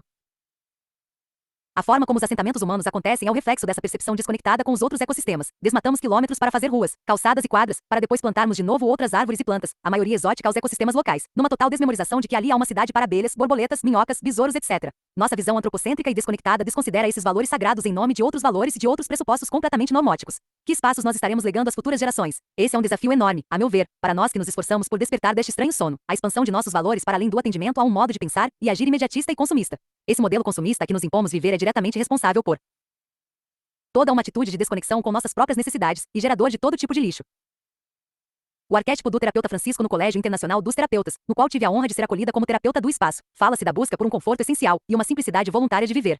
Creio que espaços como o CT, que coloquem em contato pessoas com diferentes formações e vivências, são fundamentais para que possamos, juntos, buscar respostas para esses desafios que demandam mais que uma reflexão. Demandam atitudes. Cabe aqui falar de uma lenda da tradição franciscana, segundo Boff, em seu livro São Francisco, Ternura e Vigor. Conta-se que Francisco num certo dia estava especialmente feliz, porque estava sentindo Deus em todas as coisas. Ao passar por um pessegueiro disse, fale-me de Deus, plantinha. E uma brisa balançou delicada e alegremente os galhos do pessegueiro, que floria intensamente. Diante de um córrego de águas claras, ele disse, fale-me de Deus, irmão rio. E as águas se agitaram parecendo querer falar, acalmando-se em seguida e transformando-se em espelho a refletir o céu, as montanhas e as borboletas que voavam. Francisco estava radiante, e encontrou um bando de passarinhos em revoada, e que diante do pedido de Francisco, fale-me de Deus, amiguinhos, soltaram ao vento melodias e sons maravilhosos, silenciando-se em seguida, fazendo voltas no céu. Francisco prosseguiu em seu caminho, cantando, o coração em festa, e encontrou um homem que parecia vir de longa jornada, carregando uma velha mochila. Ao vê-lo, Francisco saudou amistosamente e pediu, amigo, por favor, fale-me de Deus. O caminhante, sem dizer palavra, segurou a mão de Francisco e o conduziu por caminhos, atravessando a pequena cidade, até chegarem a um bairro bem pobre, em uma pequena praça onde havia crianças brincando e mulheres lavando roupa em cantoria numa bica de água escassa. Sentaram-se no centro da pracinha e logo as pessoas se aproximaram.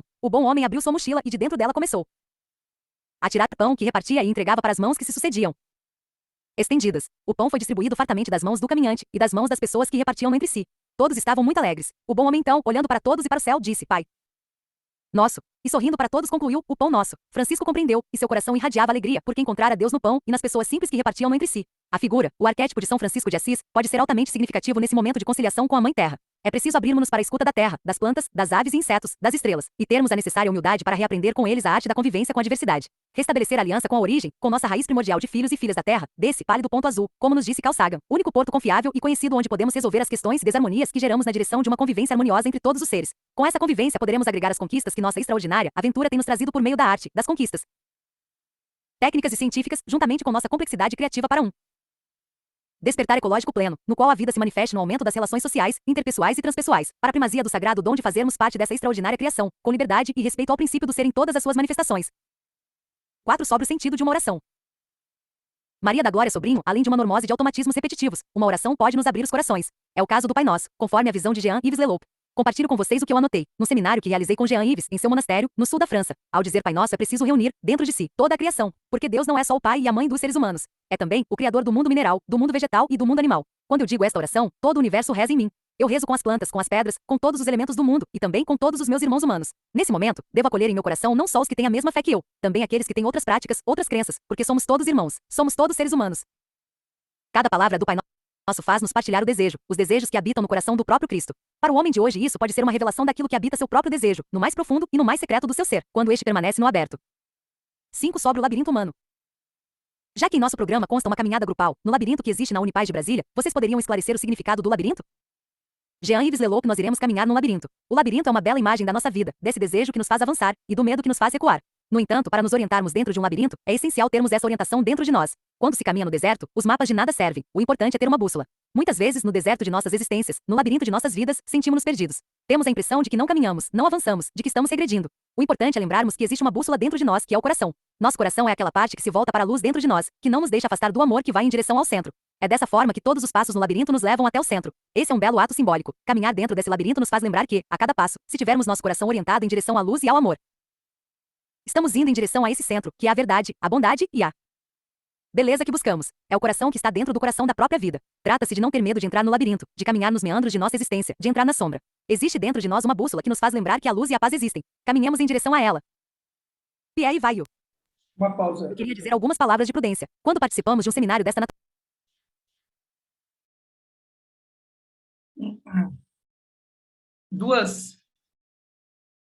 Duas questões aqui interessantes. Primeiro, sobre a Regina Fittipaldi, ela trabalha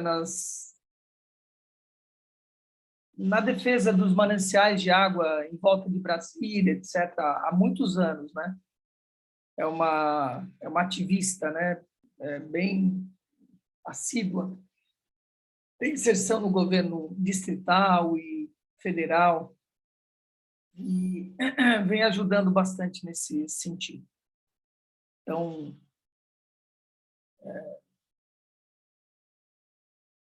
minhas bênçãos e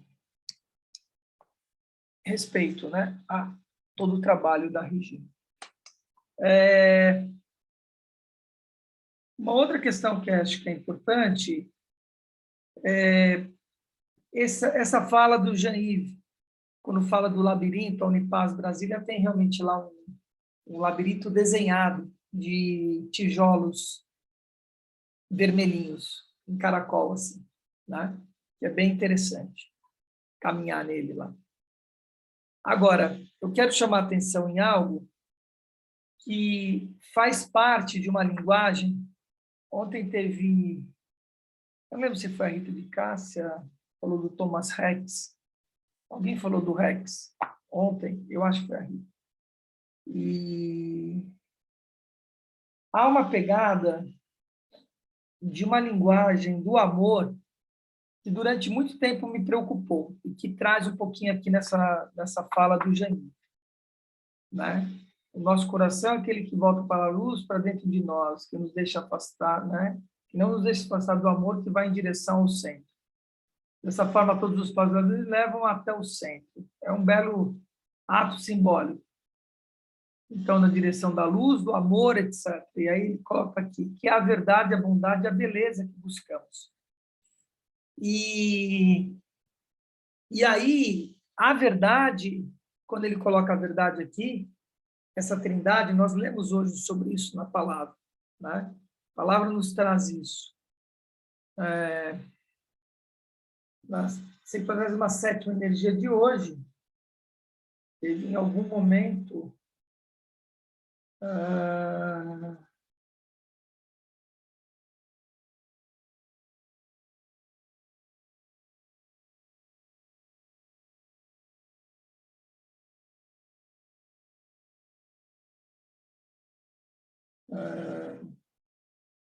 talvez nas chaves, Nós vemos tanta coisa aqui.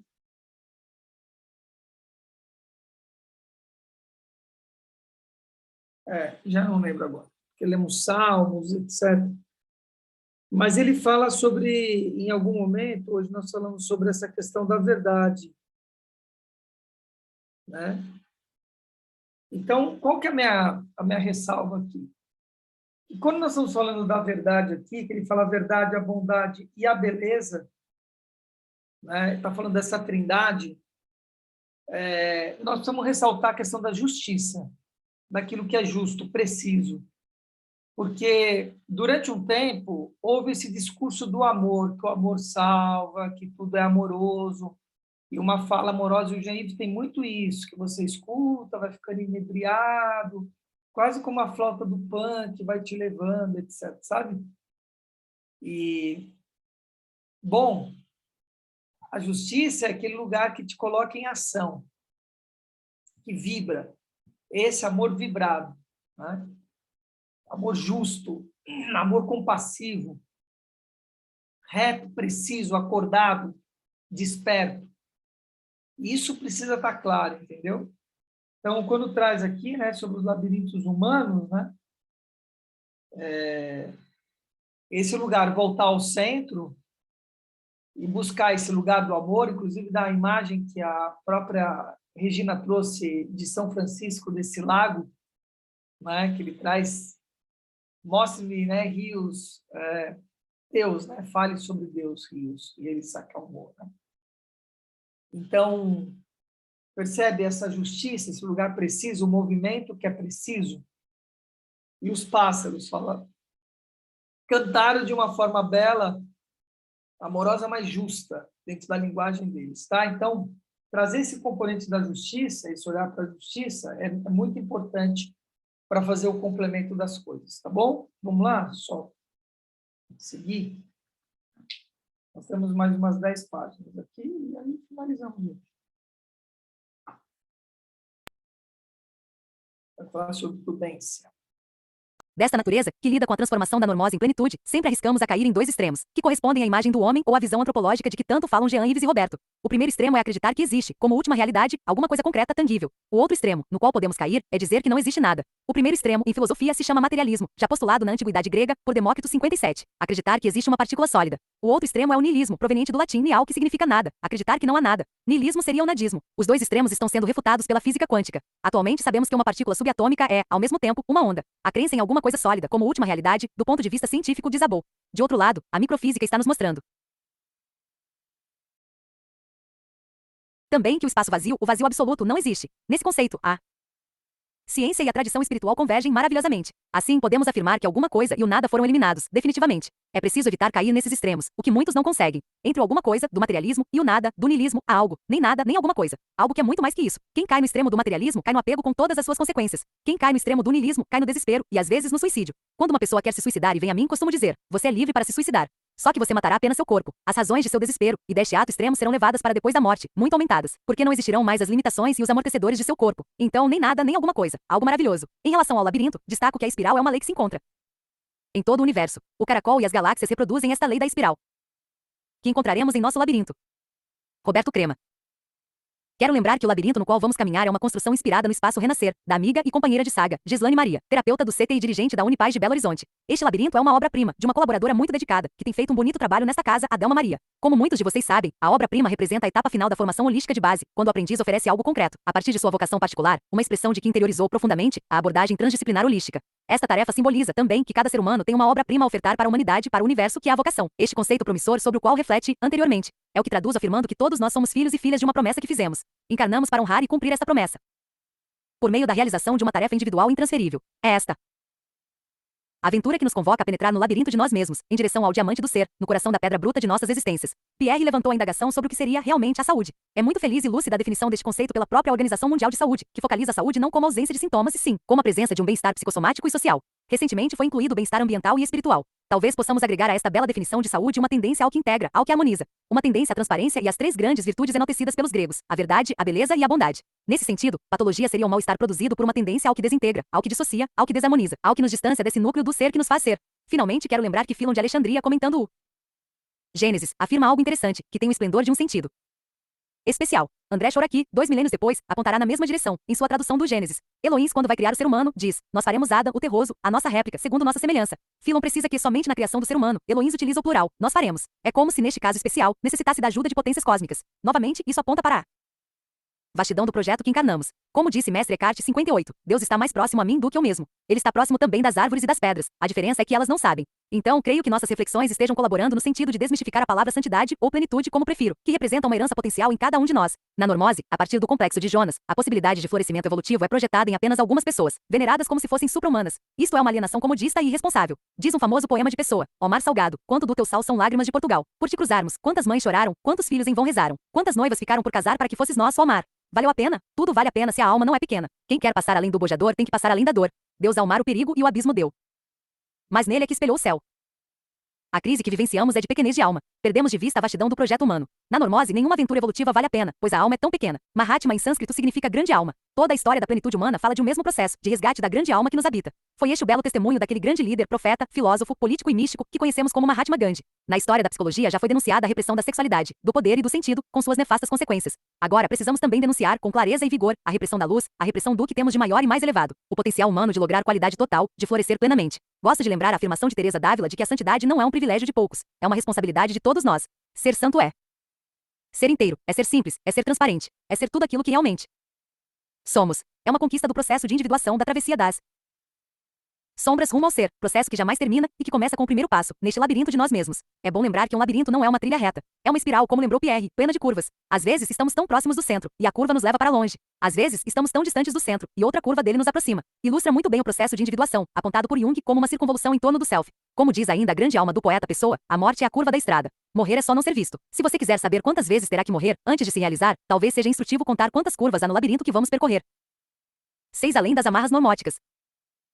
Regina Fittipaldi, peço 1 minuto de vocês para oferecer uma poesia a Roberto Crema. Quando fiz a formação holística de base, na turma 3ª, há tantos anos, Roberto Crema foi um dos meus primeiros facilitadores. Algo que ele disse calou fundo em meu coração e cala até hoje. Acho que é a energia que, de certa forma, me motivou a perceber a normose e colocar-me no caminho da mudança. Falando sobre a vastidão humana, ele citou um poeta que dizia: contradigo a mim mesmo porque sou vasto. Eu costumava escrever poesias e as guardava nas gavetas. A partir daquela frase que escutei de Roberto, eu resolvi entrar em um concurso de poesia. Resolvi ousar, experimentar exercitar minha vastidão. A poesia era acompanhada da fotografia de uma mulher nua, completamente amarrada por cordas. O concurso associava imagem plástica com poesia, podia ser pintura, fotografia, escultura. E eu fiz essa poesia e tive a felicidade de tirar o primeiro lugar. Quero oferecer este poema, soltando as amarras, a Roberto e a todos que participam deste encontro. Deixa-me dançar a dança da vida. Quero abrir os meus braços sem correntes e abraçar o meu ser com amor ao som da música que vem das estrelas. Permita que minhas mãos deslizem com ternura sobre minha pele morena, molhada pelo suor do meu calor, e que eu cavalgue nos campos dos meus sentidos. Deixe os meus cabelos soltos voarem ao sabor do vento que me trará os segredos que preciso ouvir para saber do dia e da noite, da água e do fogo, dos sonhos e do amor. Preciso respirar a liberdade de ser humana na grande família, e que eu partilhe a mesa com aqueles que eu eleger. Eles verão brotar dos meus olhos as lágrimas das minhas dores, e dos meus lábios os sorrisos das minhas alegrias. Então, nutrida e livre poderei caminhar, e escolherei o sítio onde plantar as minhas próprias raízes. Nesse mágico momento, renascerei. Poderei gerar os meus doces frutos, e espalhar as minhas sementes. Vamos parar aí. 3ª. Da normose à plenitude. Renova-te.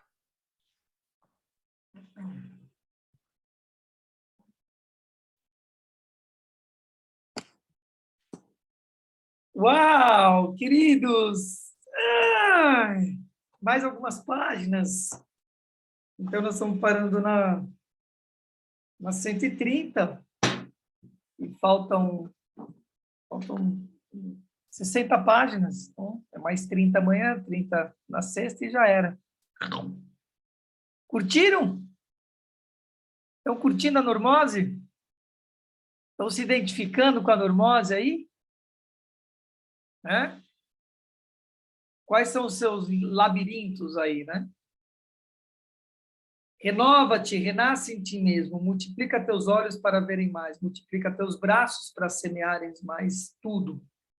Destrói os teus olhos que tiverem vistos, cria outro para ter novas visões.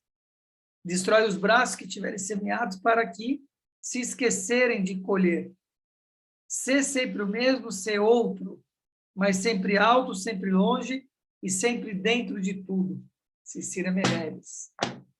Né? Vai começar assim amanhã.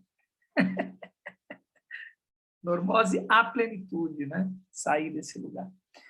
E aí, considerações finais? Joyce Rimoto, estou sentindo falta da sua fala, viu, Joyce Rimoto? Jussara, Rita de Cássia, Luzia Solange está quântica aqui hoje. Será que o Luiz Marcelo tenta falar também? Está aí, também está quântico. Estava no metrô.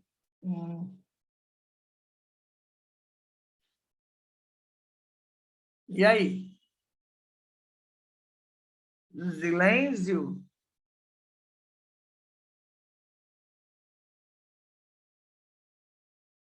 Na minha juventude,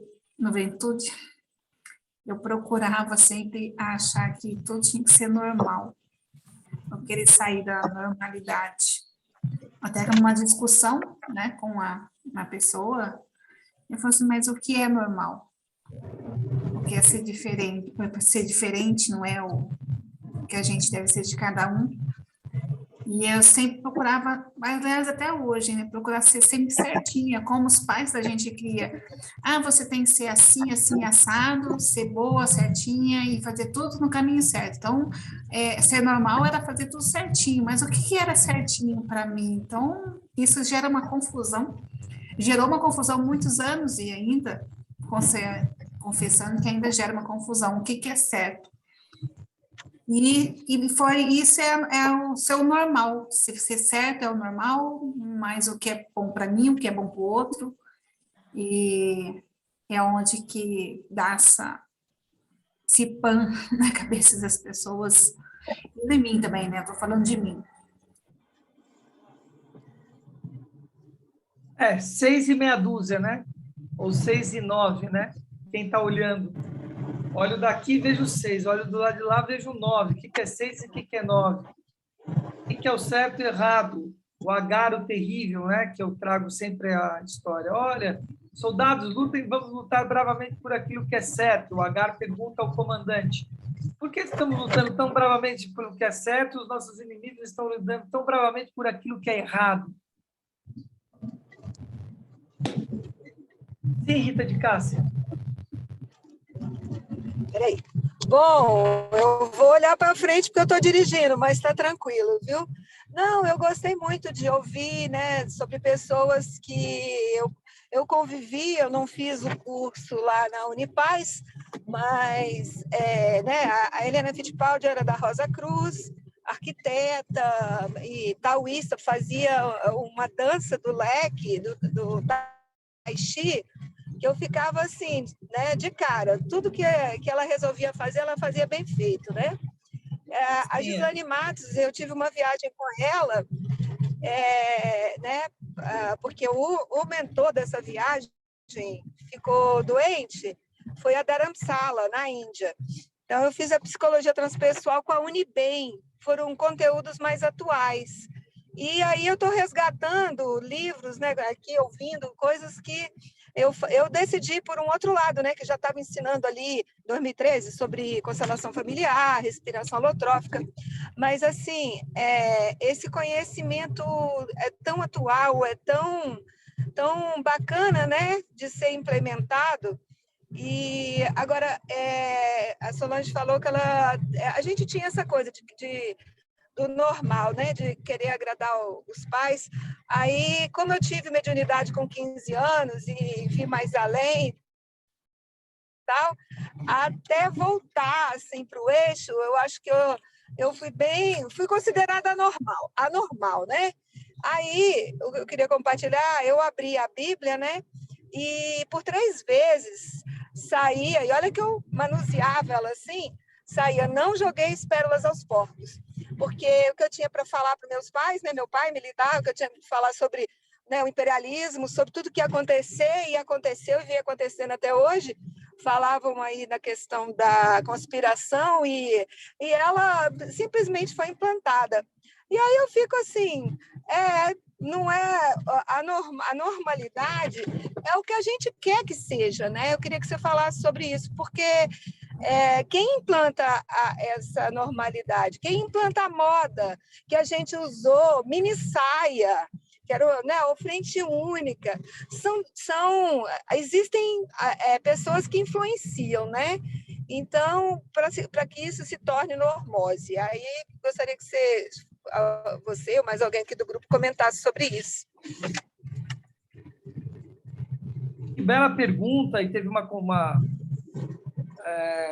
uma escrita da Joyce aí, que eu vou emendar nessa fala. Eu vou só fechar seu microfone que está vazando o som do carro, tá? Mas esse é um tema vasto que você está trazendo, muito vasto. Você está falando de paradigmas instalados, né? É disso que você está dizendo, né? Paradigmas são instalados. Quem instala esses paradigmas, né? Então, nós estamos de novo naquele lugar da proporção 72, 24, 4. Socialmente, são esses 4 que estão causando, que manipulam, teoricamente, né?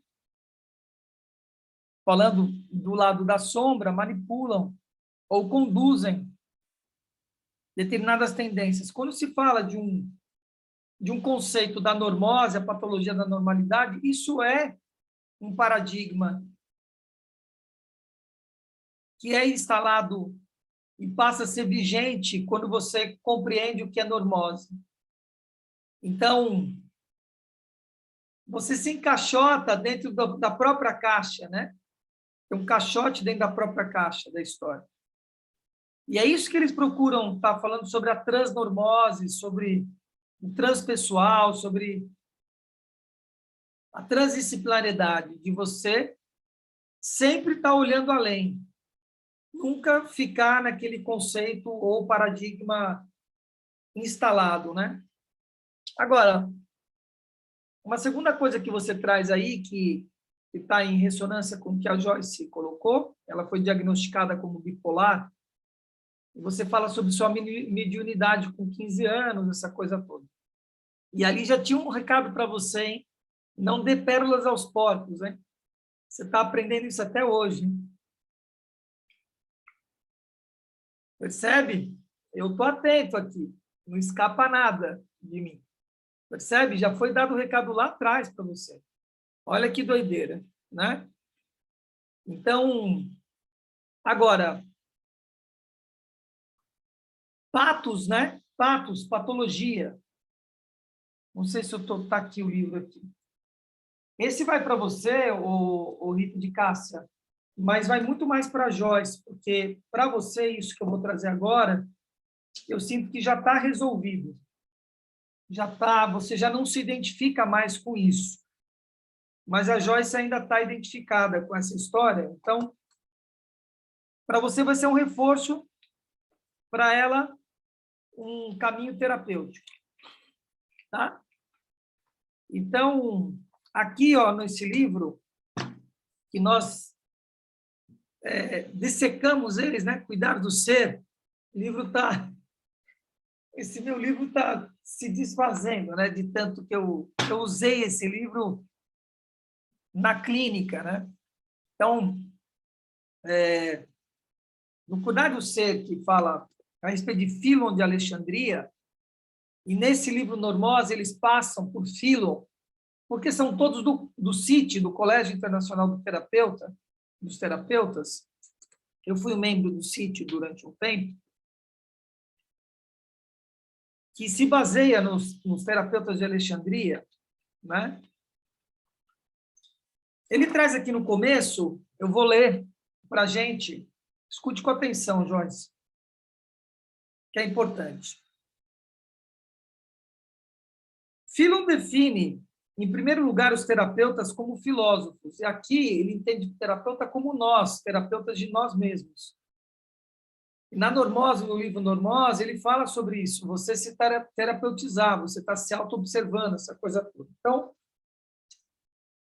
define, em primeiro lugar, os terapeutas como filósofos. Homens e mulheres que amam a sabedoria. Que amam a sabedoria. Se ama a sabedoria, ama Provérbios. E ama Salomão. Ele especificará melhor, aliás, que são verdadeiros filósofos, isto é, não se contentam apenas em discorrer sobre este ou aquele tema com brilho e galádias, como os fazem os sofistas. Eles se esforçam por conformar o seu agir com o pensamento, e o pensamento com o ser profundo, o resgate desse ser, o labirinto. O verdadeiro filósofo não se limita apenas a especular.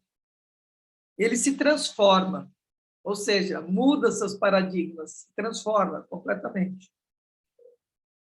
O homem é o seu livro de estudo, ou seja, você é o seu próprio livro de estudo. Ele deve folhear-se as páginas e descobrir o seu autor.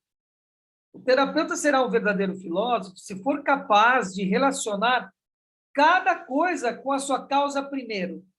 Cada coisa com a sua causa primeiro. Então, isso vai para a Jussara também. Cada coisa com a sua causa primeiro. Se tem algo para terapeutizar, qual é a causa primeiro? Nesse sentido, Philon considera Moisés como o verdadeiro filósofo.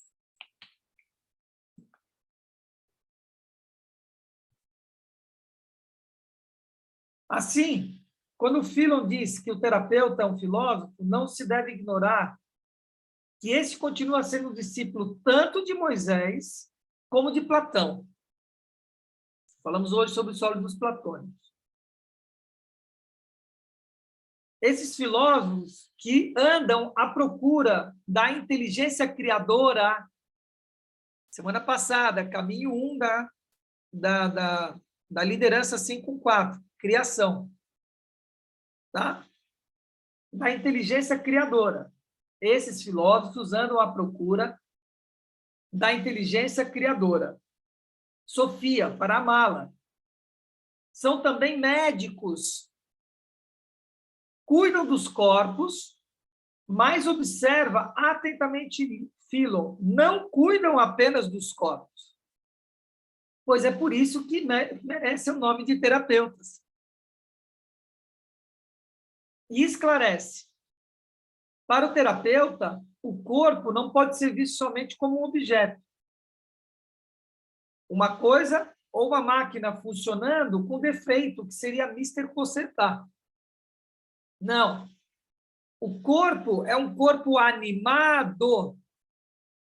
Não há corpo sem alma.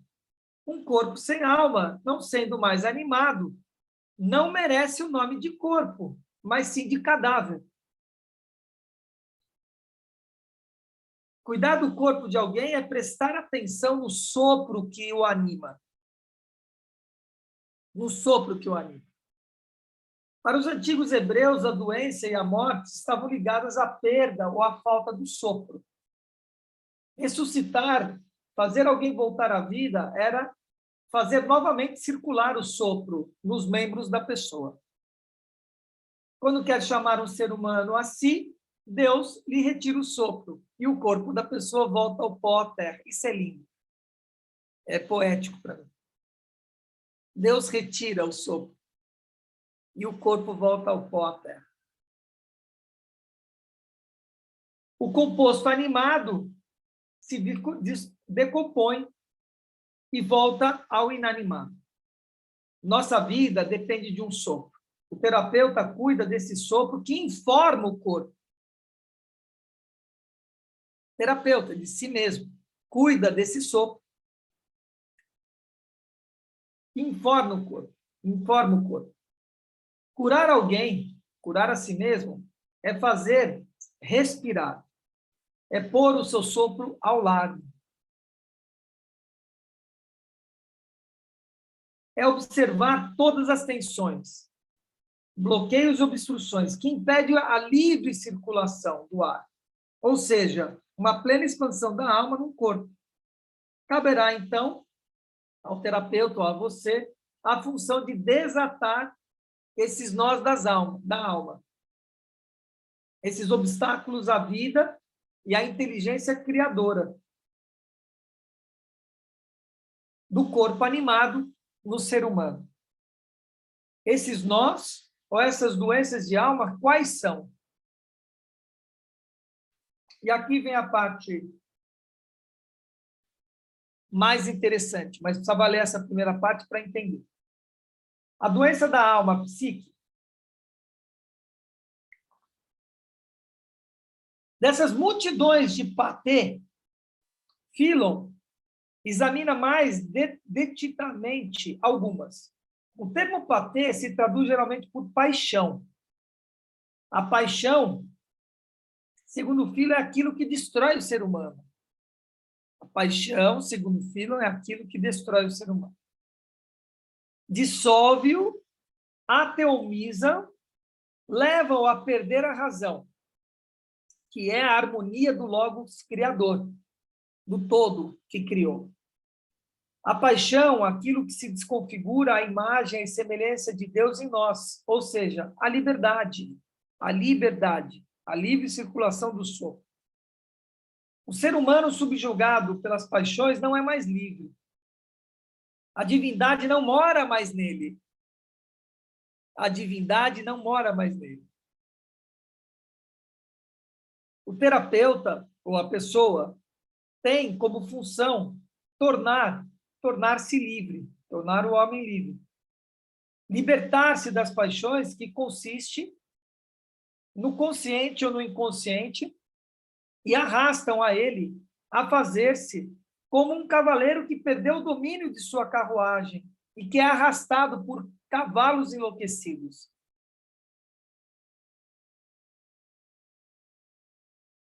Nas 4 patas, pode-se ver a alusão das 4 paixões da filosofia estoica: Lupe, Phobos, Eptimia e Hedonê, que aparece, aliás, na lista das doenças mais graves, segundo Philon. Grave, porque fazem de nós alienados. Essa palavra é importante, alienados. Não está livre, está preso, está alienado. Ao passo que nascemos livres. Nascemos à imagem e semelhança do ser. Ressalta-se que a alienação vem do fato de uma perda de nós mesmos, ou de um estado particular de consciência na tristeza, na inveja, na soberba e assim por diante, que nos submerge e nos coloca em risco a plenitude de nossa identidade. E aí segue aqui, tá? Então, não está livre, está preso, alienado. E essa palavra aparece muito no Mais Esperto que o Diabo. A alienação, ela é conduzida pelo medo, que é feita pelo apego. Apego a um polo. Eu me alieno. Eu não me vejo inteiro, eu me vejo parte. Eu não me vejo como esse ser completo, me vejo como essa matéria. Apegada a isso ou aquilo. Pronto, dançou. Então, por que eu estou trazendo isso especialmente para a Joyce? Porque todas essas doenças que são classificadas como esquizofrenia, como bipolaridade, como, enfim, TDAH, síndrome de não sei das quantas, etc. As pessoas catalogam isso de uma forma em a pessoa ser aquilo ou não ser aquilo. E a partir do momento que ela é taxado uma estampa na testa dela, é trazido aquilo como ela está fadada a ser aquilo. E aí, eu vou num lugar extremo disso que nós estamos falando. Extremo, hein? Qual que é o extremo? Minha filha foi diagnosticada com diabetes. Então, ela é diabética porque ela é uma diabética tipo 1. pâncreas não funciona mais. Não foi pelo uso, etc. Não. Morreram as células betas, etc. Ela é uma diabética? Não, ela está diabética. O corpo dela é diabético. E precisa de um tratamento para poder fazer, às vezes, da insulina naquele momento. Estou falando uma disfunção comprovada que, tecnicamente, não volta mais. Então, não estou dizendo sobre milagres, de pessoas que conseguiram restituir isso. Tem vários casos que isso é possível. De algo que estava no corpo, e que aquele corpo foi regenerado. Lázaro, levanta-te dos mortos. Não é disso que eu estou falando. Podemos até ir para esse lugar. Estou falando de um corpo, partindo do pressuposto de um corpo que parou de ter a função do pâncreas, as células betas do pâncreas. Matou tudo. É uma doença autoimune, a diabetes. Ela é diabética? Não. Ela está na condição de diabética naquele corpo que ela habita. E ela vai precisar ser medicada,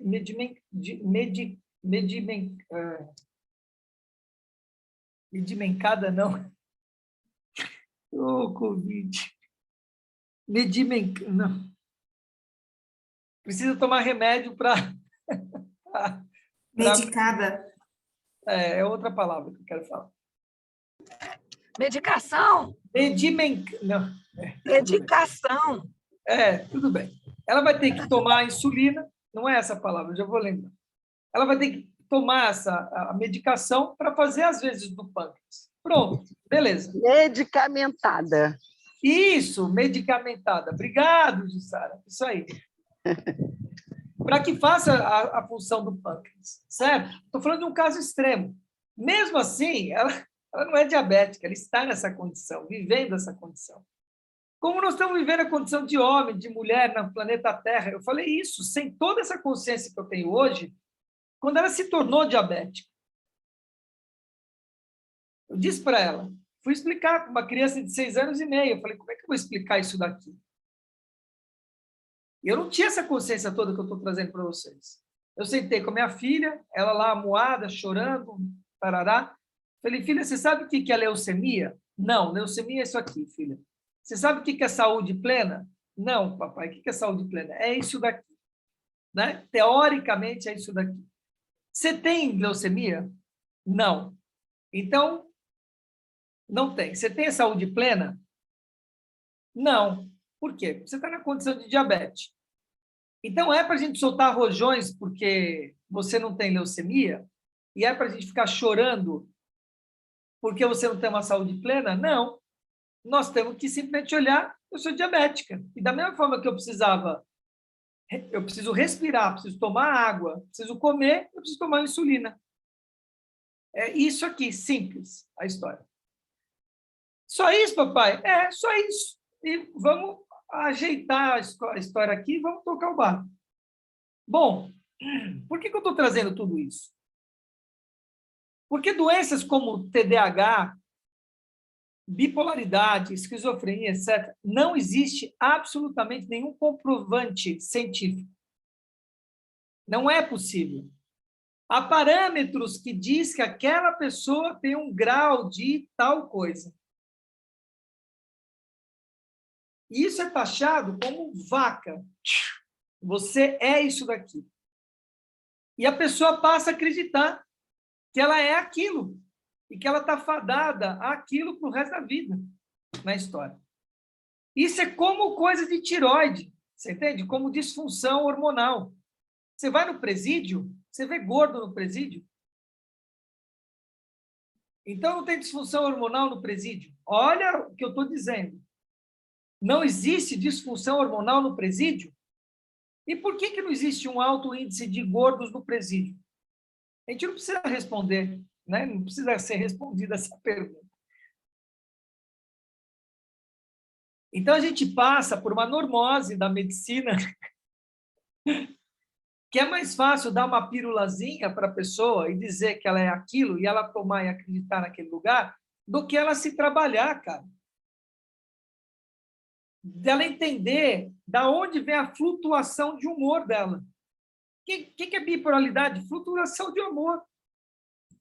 que é esquizofrenia? É você enxergar o que está um pouquinho além. A Rita de Castro poderia ser diagnosticada como esquizofrênica, porque teve uma visão mediúnica, etc. Entendeu? Percebe?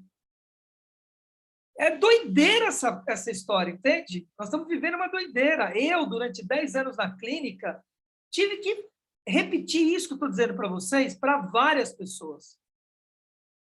E convencê-las, entende? De que elas não tinham nada, que elas podiam largar aquelas bostas todas que elas estavam tomando. Nós estamos aqui diante de uma pessoa que tomava... Quantos remédios você tomava, Lúcia Soares, para dormir? Para dormir, para acordar, para viver, para ter humor, para... 2, né? Sei lá, não importa o que fazia. Mas fazia coisas que você podia fazer e faz hoje. E o remédio fazia por você, você ficava chapada. Zumbizando, porque toma uma coisa que mexe em tudo, cara, no corpo, na história. Então, eu não estou dizendo que não exista flutuação de humor, maior ou menor nas pessoas. A causa disso é almática, não é o efeito é no físico, mas isso é na alma. E precisa entender por que há essa flutuação e como lidar para que isso seja uma curva mais suave. Compreender que a tristeza não tem nenhum problema. Não tem nenhum problema viver a tristeza. O problema é ficar nela. Permanecer nela e alimentar essa tristeza. Como é um problema você ficar na euforia, permanecer na euforia e alimentar a euforia, como se fosse aquilo. Seja por qualquer coisa, pela relação, pela medicação, por o que quer que seja. Faz parte da condição humana tristeza e felicidade. Faz parte da condição humana frustração e contentamento. E essa geração é uma geração, nossa, que não sabe lidar com a porra da frustração. Não sabe lidar com a frustração, porque os pais castraram, porque a sociedade foi construída nesse paraíso que não existe.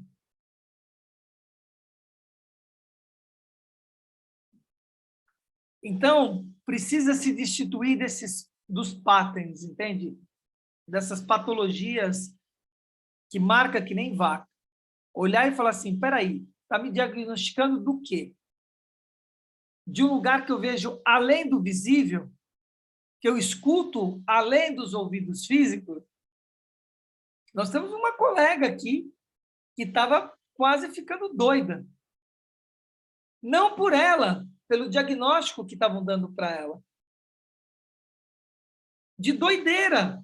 Por quê? Porque escutava ela mesma, escutava vozes. Você está ficando louca, e remédio de loucura, para silenciar as vozes. Olha que doideira. Tomando remédio para silenciar a si mesmo. Para. Você só está escutando a você mesma, não tem nenhum problema. E escutar você mesma é escutar o lobo bom e o lobo mau. E você precisa silenciar o lobo mau. Falar para ele, querido, eu estou te vendo. E você chama Joseph. E cala a boca, Joseph. Que você não manda em mim, Joseph. É falar com você e dizer, olha aqui, Reagan. Caramba, o lobo bom é o Reagan. Reagan, você é o cara. Pode continuar falando. Ei, Joseph, cala a boca. E aí, se você pega uma pessoa dessa, com essa conduta que eu estou dando, e leva para um psiquiatra, sabe o que ele vai fazer? Ele vai te diagnosticar com esquizofrenia, que você está falando com vozes dentro de você, e vai querer te dar remédio. Você está entendendo? Olha que doideira. E você só está escutando a si mesmo, cara. Além desse corpo físico. Só a si mesmo. Olha que simples a coisa. Então, nós estamos passando por essa normose, deve falar no livro isso, que é a história da medicação, a pílula mágica. Toma uma pílulazinha, faz por você, e você vai sobrevivendo na miséria social, né? Nessa mendiguez social. Do trabalho, do emprego, da aprovação, disso ou daquilo, e não faz aquilo que tem que ser feito por você. Né? Ok? Muito bem. Já acabei, Joyce. Entra aí no trabalho e coloca a data para se livrar do trabalho. Trabalho é trabalho escravo. Tem que empreender. Nós temos que empreender. Esse é o lugar. Tem que produzir.